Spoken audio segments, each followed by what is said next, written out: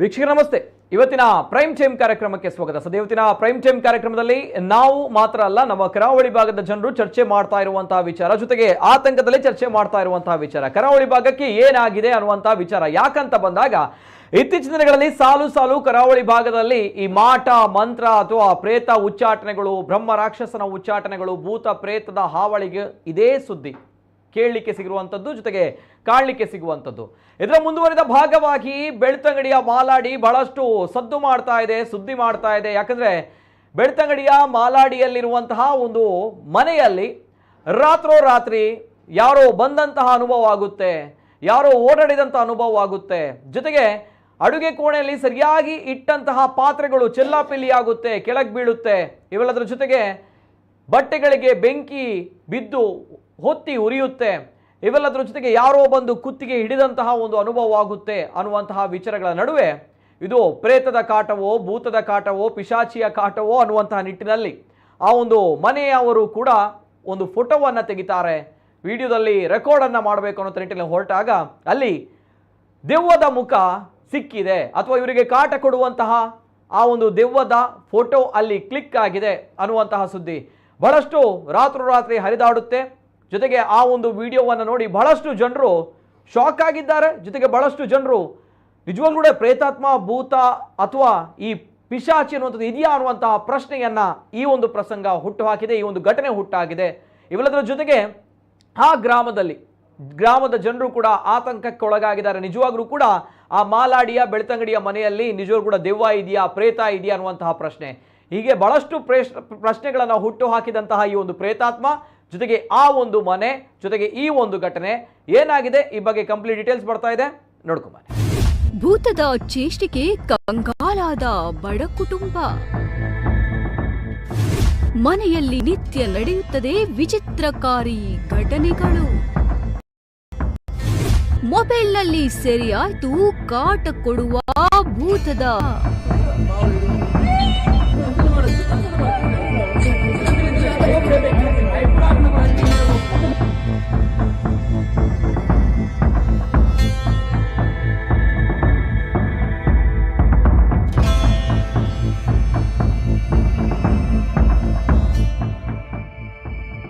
ಏಕಾಏಕಿ ಬೆಂಕಿ ತಗುಲಿ ಹೊತ್ತಿ ಉರಿಯುವ ಬಟ್ಟೆಗಳು.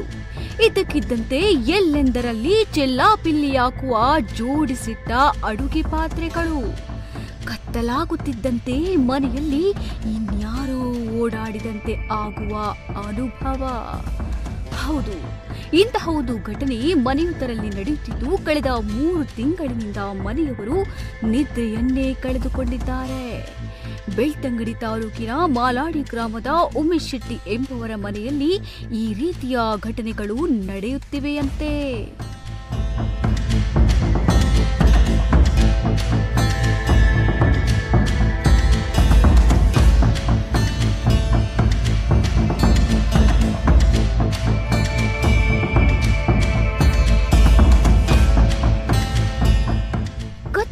ಆವರಿಸುತ್ತಿದ್ದಂತೆ ನಡೆಯುವ ಈ ವಿಚಿತ್ರಕಾರಿ ಘಟನೆಯಿಂದ ಮಾಲಾಡಿಯ ಈ ಮನೆ ಭಾರೀ ಕುತೂಹಲಕ್ಕೆ ಕಾರಣವಾಗಿದೆ. ಉಮೇಶ್ ಶೆಟ್ಟಿ ಹಾಗೂ ಅವರ ಪತ್ನಿ ಮತ್ತು 2 ಮಕ್ಕಳು ಈ ಮನೆಯಲ್ಲಿ ವಾಸವಾಗಿದ್ದು ಕಳೆದ 3 ತಿಂಗಳಿನಿಂದ ಈ ಅನುಭವ ಆಗುತ್ತಿದೆ ಎಂದು ಹೇಳಿದ್ದಾರೆ. ವಿಶೇಷ ಅಂದ್ರೆ ಉಮೇಶ್ ಶೆಟ್ಟಿ ಅವರ ಮಗಳು ತನ್ನ ಮೊಬೈಲ್ ಮೂಲಕ ಈ ವಿಚಿತ್ರ ಘಟನೆಗಳನ್ನ ಚಿತ್ರೀಕರಿಸಿಕೊಂಡಿದ್ದಾರೆ. ಈ ವೇಳೆ ಮಹಿಳೆಯ ಮುಖವನ್ನ ಹೋಲುವ ಆಕೃತಿಯೊಂದು ಮೊಬೈಲ್ ಫೋನ್ನಲ್ಲಿ ಸೆರೆಯಾಗಿದೆ. ಹೀಗಾಗಿ ಇದು ಭೂತದ ಚೇಷ್ಟೆ ಅಂತ ಹೇಳಲಾಗಿದ್ದು ಗ್ರಾಮದ ಜನರು ಇದರ ಪರಿಶೀಲನೆ ನಡೆಸಲು ಈ ಮನೆಗೆ ಬರ್ತಾ ಇದ್ದಾರೆ.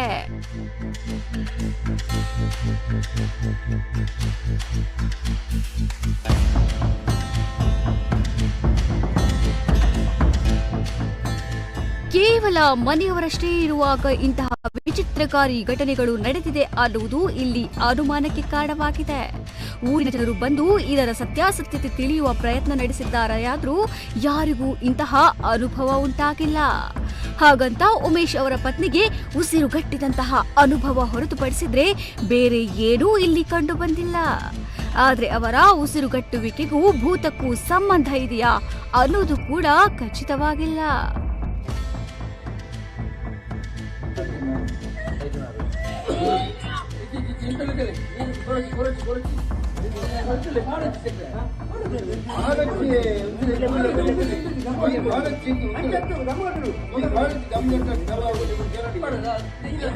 ಯಾವಾಗ ಇವರು ಮೊಬೈಲ್ನಲ್ಲಿ ವಿಚಿತ್ರ ಆಕೃತಿಯ ಫೋಟೋ ತೆಗೆದು ಊರ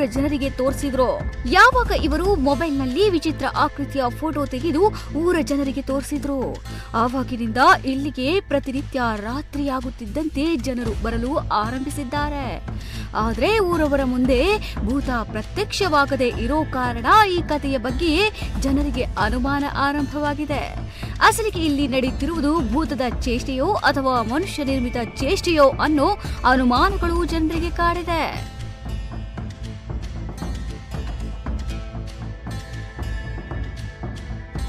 ಭಯದ ವಾತಾವರಣದಲ್ಲಿ ಕತ್ತಲಲ್ಲಿ ಮೊಬೈಲ್ ಹಿಡಿದು ಭೂತದ ಫೋಟೋ ಹೇಗೆ ತೆಗೆದರು ಎಂಬ ಪ್ರಶ್ನೆಗೆ ಇದುವರೆಗೂ ಉತ್ತರ ಸಿಕ್ಕಿಲ್ಲ. ಹಾಗಂತ ಈ ರೀತಿ ಭೂತ ಇದೆ ಅಂತ ಸುಳ್ಳು ಹೇಳುವುದರಿಂದಲೂ ಇವರಿಗೇನು ಸಿಗುತ್ತದೆ ಎಂಬ ಪ್ರಶ್ನೆ ಕೂಡ ಎದುರಾಗಿದೆ.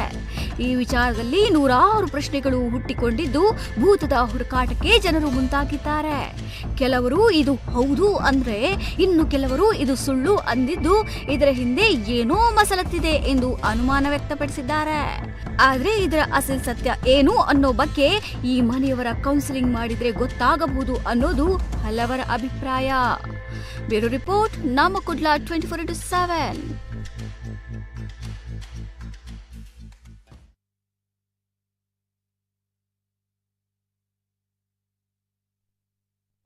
ಇದು ಬೆಳ್ತಂಗಡಿಯ ಮಾಲಾಡಿಯಲ್ಲಿ ನಡೆದಿರುವಂತಹ ಘಟನೆ, ಜೊತೆಗೆ ನಡೀತಾ ಇರುವಂತಹ ಘಟನೆ. ಯಾಕಂದ್ರೆ 3 ತಿಂಗಳಿಂದ ನಿತ್ಯ ನಿರಂತರವಾಗಿ ಇಂತಹ ಘಟನೆಗಳು ನಡೆಯುತ್ತೆ ಅನ್ನುವಂತಹ ಒಂದು ವಿಚಾರ ಆ ಭಾಗದ ಮನೆಯವರು ಹೇಳ್ತಾ ಇರುವಂತಹ. ಜೊತೆಗೆ ಫಾರ್ ದ ಫಸ್ಟ್ ಟೈಮ್ ನೇರವಾಗಿ ಮೊಬೈಲ್ ಫೋನಲ್ಲಿ ಪ್ರೇತಾತ್ಮದ ಮುಖವೂ ಕೂಡ ರೆಕಾರ್ಡ್ ಆಗಿದೆ. ಆ ದೆವ್ವದ ಫೋಟೋವು ಕೂಡ, ಮುಖವೂ ಕೂಡ ರೆಕಾರ್ಡ್ ಆಗಿದೆ. ಇವೆಲ್ಲದರ ಜೊತೆಗೆ ಬಟ್ಟೆಗೆ ಬೆಂಕಿ ಬೀಳುತ್ತಂತೆ ಆ ಕೂಡ ವಿಡಿಯೋ ಇದೆ. ಸೊ ಜೊತೆಗೆ ಒಟ್ಟಿನಲ್ಲಿ ಈ ಒಂದು ಘಟನೆ ಬಹಳಷ್ಟು ಆತಂಕವನ್ನ ಆ ಭಾಗದ ಜನರಲ್ಲಿ ಸೃಷ್ಟಿ ಮಾಡಿದೆ.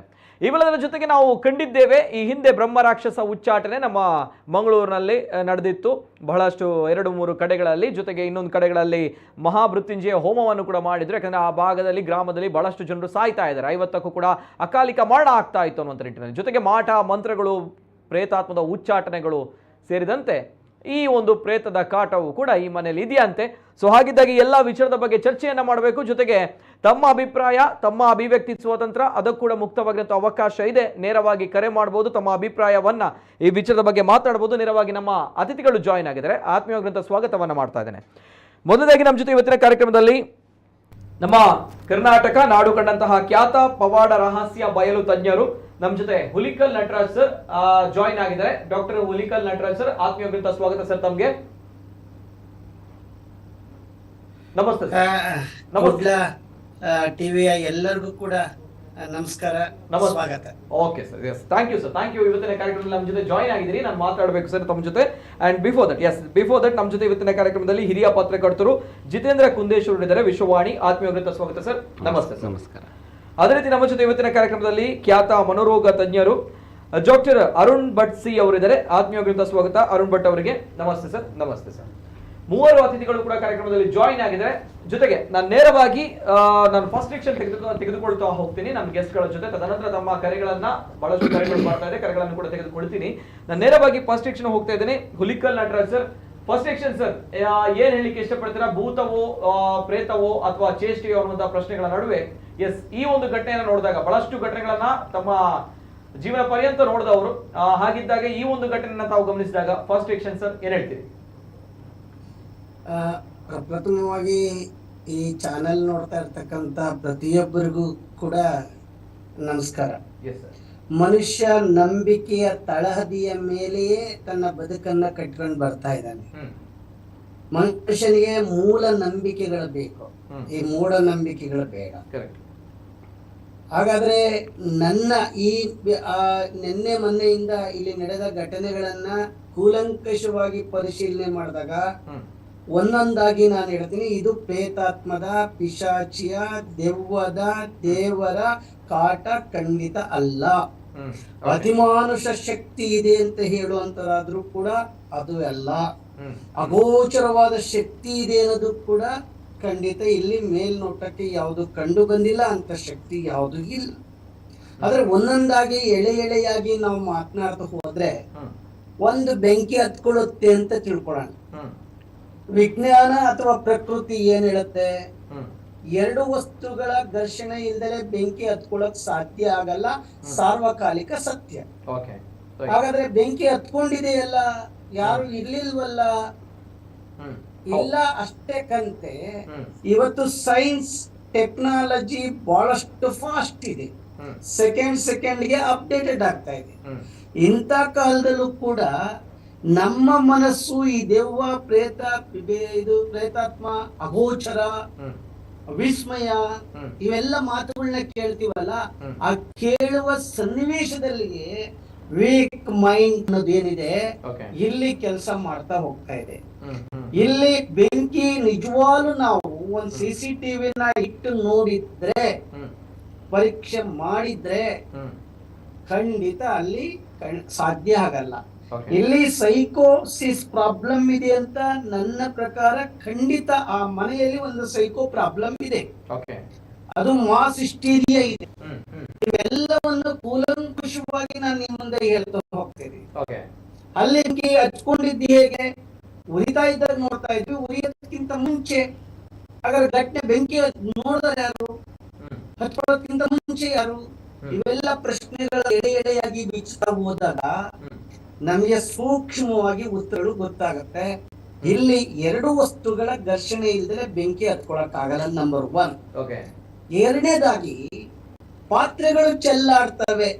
ಎಸ್, ಅಲ್ಲಿ ಮೂಕ ಪ್ರಾಣಿಗಳಿರ್ಬೋದು, ಅಥವಾ ಸಣ್ಣ ಇಗಳಿರ್ಬೋದು, ಅಥವಾ ಸ್ಪ್ಲಿಟ್ ಪರ್ಸನಾಲಿಟಿ ಅಂತ ಹೇಳ್ತೀವಿ.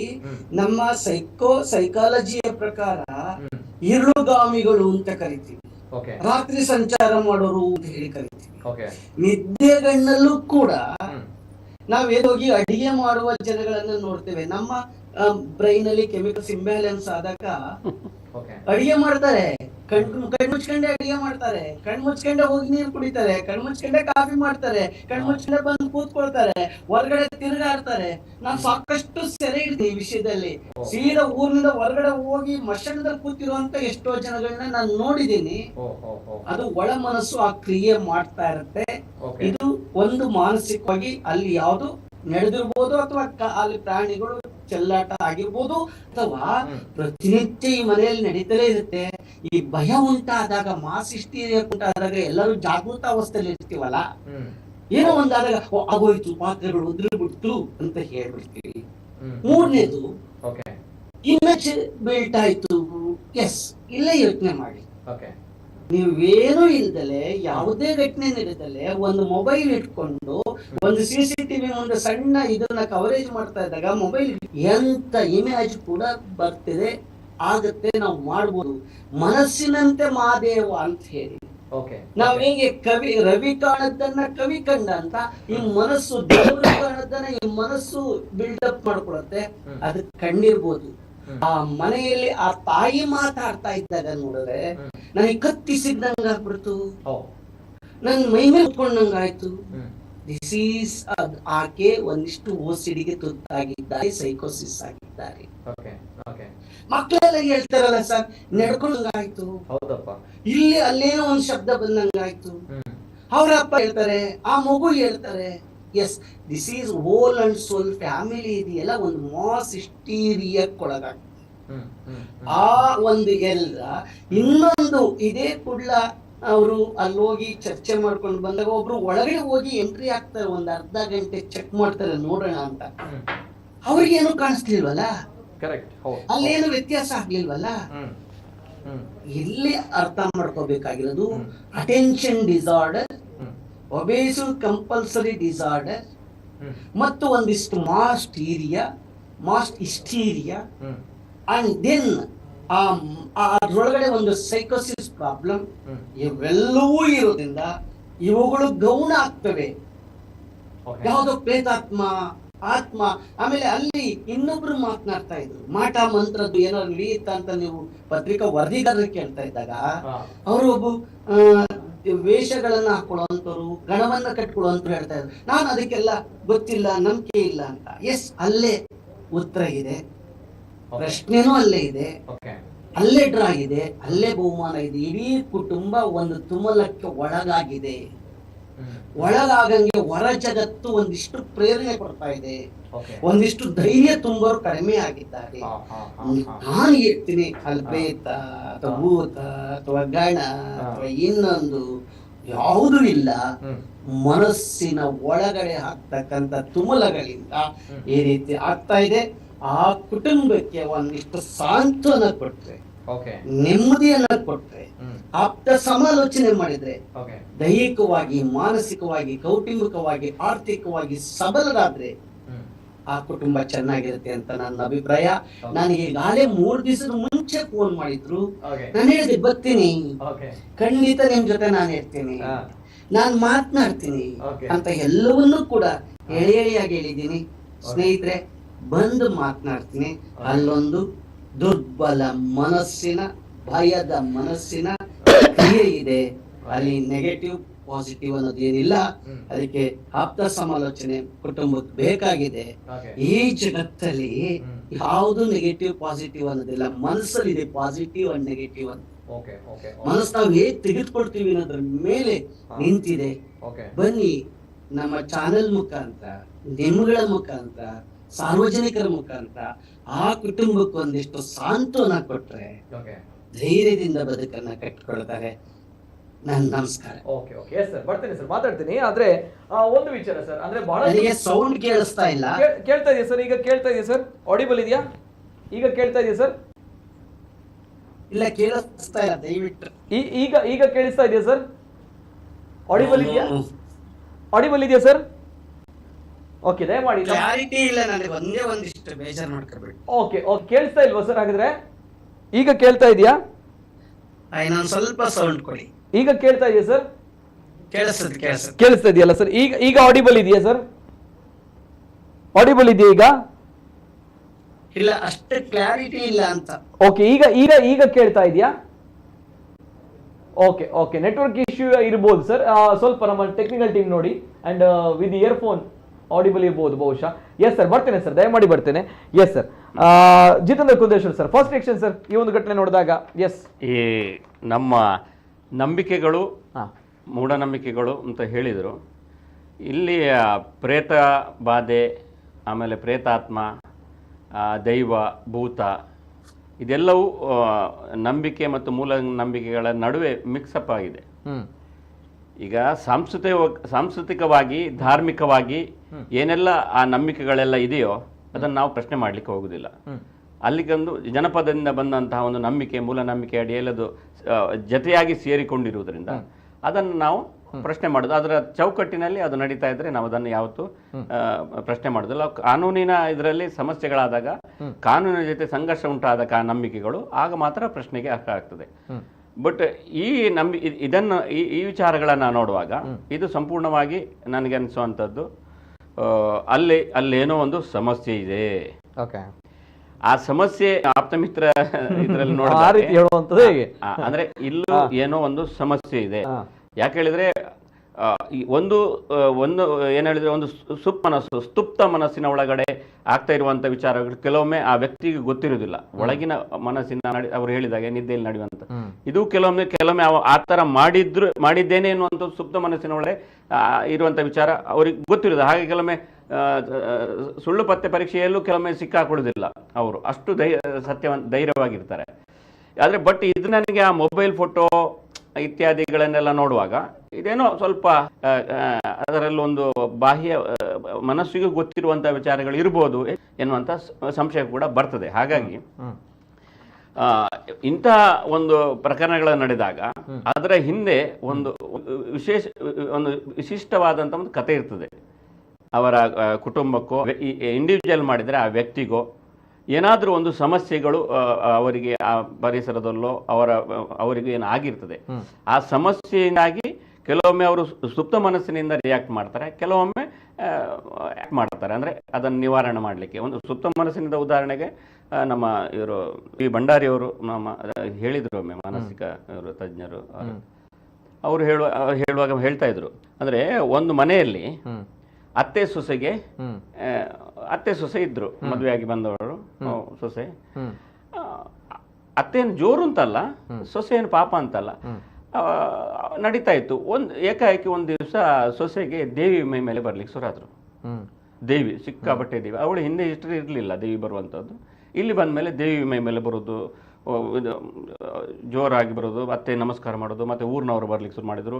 ಎಲ್ಲರೂ ಅವಳಿಗೆ ಬಂದು ನಮಸ್ಕಾರ ಮಾಡಲಿಕ್ಕೆ ಶುರು ಮಾಡಿದ್ರು. ಆದರೆ ಗಂಡನಿಗೆ ಮೊದಲು ಖುಷಿ ಆಯಿತು, ಎಲ್ಲರೂ ಖುಷಿ ಪಟ್ಟರು, ಊರಿನವ್ರು ಬಂದರು, ನಮಸ್ಕಾರ ಮಾಡಿದ್ರು, ಪೂಜೆ ಮಾಡಿದರು. ಆದರೆ ಅದು ಪದೇ ಹೆಚ್ಚಾಗಿ ಅವನ ಸಂಸಾರ ಮಾಡಲಿಕ್ಕೂ ಕಷ್ಟ ಆಗ್ಲಿಕ್ಕೆ ಶುರು ಆಯಿತು. ಅದಕ್ಕೆ ಅವು ಮಾನಸಿಕ ತಜ್ಞರ ಹತ್ರ ಅವರ ಹತ್ರ ಕರ್ಕೊಂಡು ಹೋದಾಗ ಅವು ಏನು ಹೇಳಿದ್ರೆ ಅಂತ ಹೇಳಿದರೆ, ನಿಧಾನವಾಗಿ ಅತ್ತೆ ಸ್ವಲ್ಪ ಗಡುಸು, ಸ್ವಲ್ಪ ಕಮಾಂಡಿಂಗ್, ಸೊಸೆಯದ್ದು ಮಾತು ಸ್ವಲ್ಪ ನಡೆಯುವುದಿಲ್ಲ ಅಲ್ಲಿ. ಆದರೆ ಅತ್ತೆಗೆ ದೇವಿ ಮೇಲೆ ಭಾರಿ ಭಕ್ತಿ. ಆಗ ಸೊಸೆಗೆ ಒಂದು ಸುಪ್ತ ಮನಸ್ಸಿನಲ್ಲಿ ಗೊತ್ತಾಗೋಯ್ತು ದೇವಿಗೆ ಹೆದರ್ತಾರೆ ಅಂತ. ಸೊ ಅವರ ಮೈ ಮೇಲೆ, ಅವಳ ಸೊಸೆ ಮೈ ಮೇಲೆ ದೇವಿ ಬಂದರು. ದೇವಿ ಬಂದಾಗ ಅತ್ತೆ ಬಗ್ತಾರೆ, ಊರವ್ರು ಬಗ್ತಾರೆ, ಎಲ್ಲರೂ ಬಗ್ತಾರೆ, ಗಂಡನು ಬಗ್ತಾನೆ. ಅಂದರೆ ಅವರ ಒಳಗಿನ ಮನಸ್ಸಿಗೆ ಒಂದು ಸಂತೃಪ್ತಿ ಸಿಗ್ತದೆ. ಸೊ ಆ ಕಾರಣಕ್ಕಾಗಿ ಆ ರೀತಿಯಾದಂಥ ಒಂದು ಮೈ ಮೇಲೆ ಬರುವಂಥದ್ದು ಭೂತ, ದೈವ ಅಥವಾ ಪ್ರೇತ ಈ ರೀತಿಯಾಗಿ ಬರುವಂಥದ್ದು ಒಂದು ಸುಪ್ತ ಮನಸ್ಸು. ಇನ್ನೊಂದು ಕಡೆಗಳಲ್ಲಿ ಅದು ಏನು ಶಾಲೆಯಲ್ಲಿ ಮಾರ್ಕ್ ಕಮ್ಮಿ ಬಂದರೆ, ಫೇಲ್ ಆದರೆ, ಇಂಥದ್ದು ತುಂಬ ನಾನು ಆರ್ಟಿಕಲ್ಗಳನ್ನು ನಾನು ಮೊದಲೇ ವಿಜಯ ಕರ್ನಾಟಕದಲ್ಲಿ ಅದನ್ನೆಲ್ಲ ಮಾಡಿದ್ದೇನೆ. ಓಕೆ, ಒಂದು ಸರ್ ಒಂದು ಇಂಟರಪ್ಟ್ ಮಾಡ್ತೇನೆ, sorry for that. But still ಒಂದು ಕರೆ ಬಂದಿದೆ. ಅಂದರೆ ಆ ಮನೆಗೆ ಹೋದವರಂತೆ, ತಂತ್ರಿಗಳಂತೆ. ಸೊ ಅವರು ಕರೆ ಮಾಡಿದ್ದಾರೆ ಅಂತ ಬಂದಾಗ ಒಂದು ಇನಿಷಿಯಲ್ ಆಗಿ ನಾವು ತೆಗೆದುಕೊಳ್ಳೋಣ ಅಂತ ಹೇಳಿ. ಸೊ ಹಾಗಿದ್ದಾಗ ಹಲೋ ಸರ್, ನಮಸ್ತೆ. ನಮಸ್ಕಾರ. ಏನಂತ ಕಂಡಿದ್ದಾರೆ ಅದು ಸರ್? ನಮ್ಮ ಕೇಳ್ತಾ ಇದೆಯಾ ಸರ್? ಹಲೋ. ಹಾ, ಕೇಳ್ತಾ ಇದೆಯಾ ಸರ್? ಕೇಳ್ತದೆ.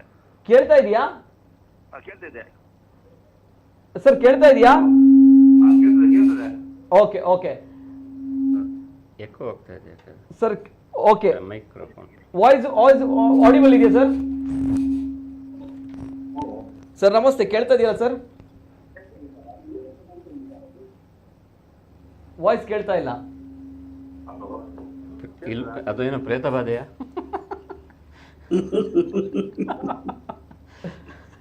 ಸರ್ ಕೇಳ್ತಾ ಇದೆಯಾ?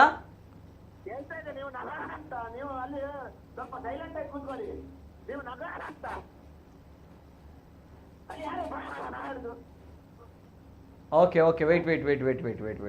ಓಕೆ, ಈ ಜನಕ್ಕೆ ಪ್ರೇತ ಬಾಧೆ ಇದೆ. ಅಲ್ಲ ಎಸ್, ವೇಟ್. ಅಲ್ಲ, ತಮ್ಮ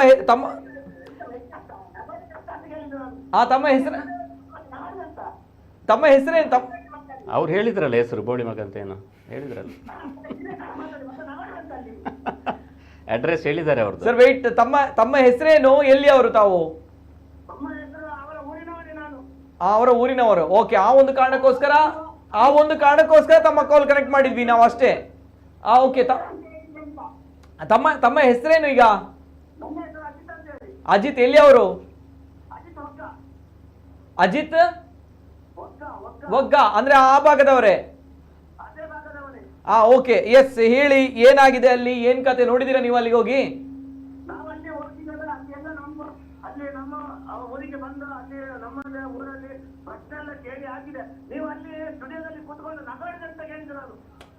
ಅಲ್ರಿ ನೋಡಿ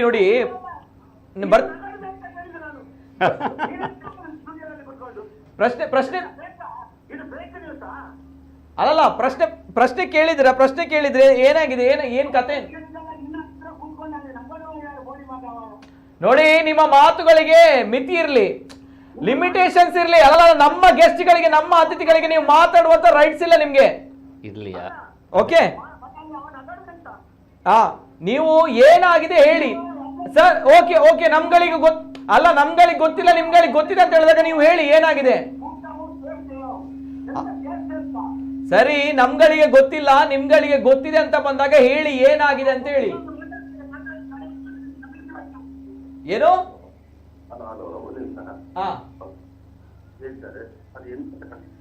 ಸರ್ ನಮಸ್ತೆ. ನೀವು ಬೇರೆ, ಅವರು ಬೇರೆ ಅಲ್ವಾ ಈಗ? ಸರಿ ಓಕೆ ಸರ್, ನೋಡಿ ನಮ್ಗೆ ಏನಾಗಿದೆ ಅಂತ ಹೇಳಿ ವಿಚಾರ ಬೇಕು, ಅದಕ್ಕೋಸ್ಕರ ನಾವು ಮಾತಾಡ್ತಿದ್ವಿ. ಅದನ್ನ ಬಿಟ್ರೆ ಎಸ್ ಸರ್ ಹೇಳಿ ಸರ್, ಏನಾಗಿದೆ ಅಲ್ಲಿ? ಏನಂತ ಅವ್ರಿಗೆ ಒಂದು ಮಂತ್ರದ ದೈವ ಅಂತಲ್ಲ, ಅದೊಂದು ಬಂದಿದೆ ಅಂತ ಮೊಮ್ಮಕ್ಕಳಿಗೆ ತೋರಿಸಿದೆ ಅಷ್ಟೇ. ಮತ್ತೆ ಅವರ ಮನೆ ಹತ್ತಿರ ಮತ್ತೆ ಅವರ ಬೇರೆ ಅವರಿಗೆ ಬೇರೆ ವಿರೋಧ ಪಾರ್ಟಿ ಅಂತ ಇದ್ದಾರಲ್ಲ, ವಿರೋಧ ಪಾರ್ಟಿ ಅಂತ ಹೇಳಿದ್ರೆ ಅಲ್ಲಿ ಅವ್ರಿಗೆ ಬೇಡದೆಲ್ಲ ಮಾಡಿದ್ದಾರೆ ಅವರಿಗೆ. ಯಾಕೆಂದ್ರೆ ಅವರು ಅಲ್ಲಿ ಮನೆ ಬಿಟ್ಟು ಹೋಗ್ಬೇಕಂತ ಅವರೆಲ್ಲ ಮಾಡಿದ್ದಾರೆ ಉಂಟು ಅದರಲ್ಲಿ. ನಾವು ಅದರಲ್ಲಿ ಒಂದು ಬೇಸದ ಭಾಷೆ ಸಹ ಇರ್ಲಿಕ್ಕೆ ಸಾಧ್ಯ ಉಂಟು. ಇನ್ನೊಂದು ಹೇಗೆಂದ್ರೆ ಅಲ್ಲಿ ಜನರು ಬೇಕಾಗಿ ಮಾಡ್ಲಿಕ್ಕೆ ಸಾಧ್ಯ ಉಂಟು. ಎರಡು ಸಹ ಟೈಪ್ ಉಂಟಲ್ಲಿ. ಯಾಕಂದ್ರೆ ಅವರನ್ನು ಬಿಟ್ಟು ಹೋಗ್ಬೇಕಾದ್ರೆ, ಯಾಕಂದ್ರೆ ಅವ್ರಿಗೆ ಸುಖ ಇಲ್ಲದೆ ಅಂತ ಅದರ 102 ವರ್ಷ ಆಯ್ತು. ಒಂದು ಬಿಸ್ತೆ ಬೆಳೆದಾಗೆ ಎಲ್ಲರೂ ದುಡ್ಡು ತೆಗೆದುಕೊಂಡು ಖರ್ಚು ಮಾಡ್ತಾ ಇದ್ದಾರೆ ಅವರು.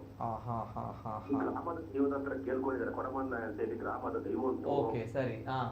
ಆ ದೈವ ತಪ್ಪನ ತೆಗೆದುಕೊಂಡು ಪ್ರಸಾದ ತಗೊಂಡಿದ್ದಾರೆ ಅವರು. ದಿವಸ ಸಹ ಇದೇ ರೀತಿ ಆಗಿದೆ ಅಲ್ಲಿ.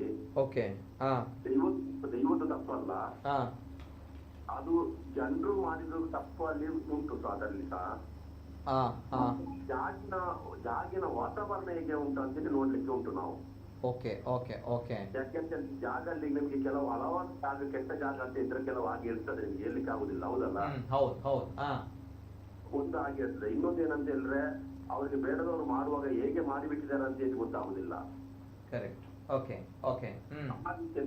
ಯಾಕೆಂದ್ರೆ ಸಂಸಾರ ಅಂತ ಹೇಳಿದ್ರೆ ನಿಮ್ಗೆ ಕೆಲವರು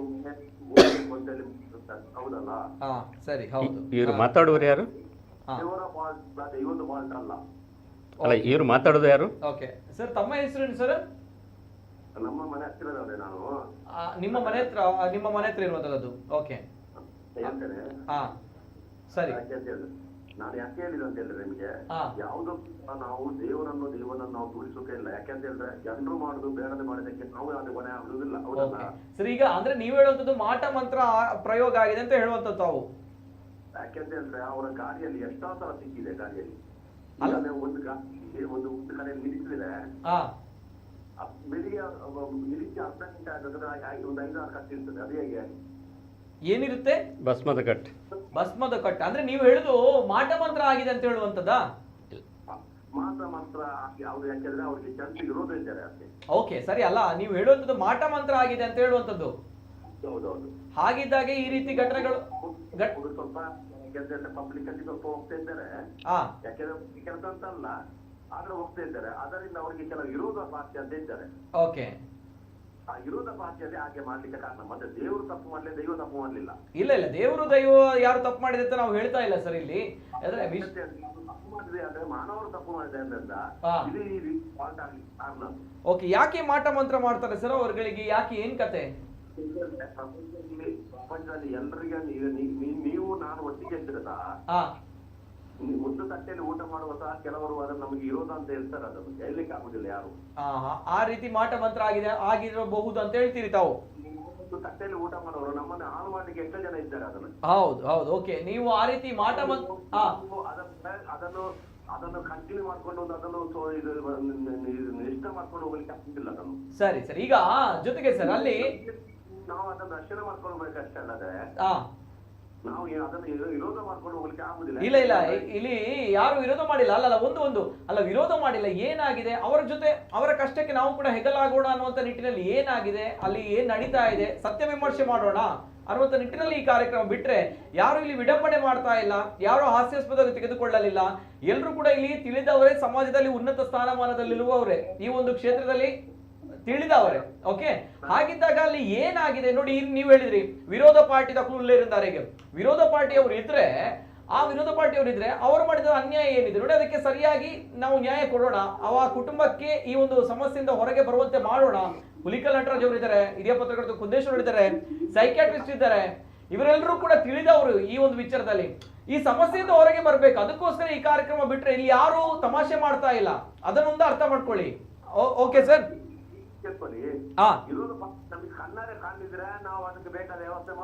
ಸರಿ, ಮಾಡೋಣ. ನೋಡಿ, ಹುಲಿಕಲ್ ನಟರಾಜ್ ಅವರು ಇಂತ ಅದೆಷ್ಟೋ ಪ್ರಕರಣಗಳನ್ನ ಭೇದಿಸಿದವರು, ಅವ್ರಿಗೆ ಗೊತ್ತಾಗಿದೆ ಕೂಡ. ಮೊನ್ನೆ ಆಗಿದೆ ಪಟ್ಟೆರಟ್ಟು ನೀಚೆ ಬರುವಾಗ. ನಮ್ಮ ಪಟ್ಟೆರಟ್ಟು ಗೊತ್ತದಲ್ಲ ನಿಮಗೆ? ಹೌದು, ಗೊತ್ತುಂಟು ಸರ್. ನೀಚದ 3 ಹುಡುಗರು ಬರುವಾಗ ಒಂದು ಬ್ರಹ್ಮರ ಕಷ್ಟ ಸಿಕ್ಕಿದೆ. ಎಲ್ಲಿ? ಫುಲ್ ವೈರಲ್ ಹಾಕಿದ್ದಾರೆ. ನೀವು ಮೂಡಬಿದ್ರೆ ಕತೆ ಹೇಳುವಂತದ್ದು. ಮೂಡಬಿದ್ರಿದಲ್ವಾ? ಅಂತ ಅವರನ್ನು ಬಚಾವ್ ಮಾಡಿದೆ ಅವರು ದೇವರು. ದೇವರು. ಓಕೆ, ಮೂಡಬಿದ್ರದ ಹೇಳುವಂತದಲ್ಲ ತಾವು? ಹೌದೌದು. ಓಕೆ, ಸರಿ, ಗೊತ್ತಾಯ್ತು ಸರ್.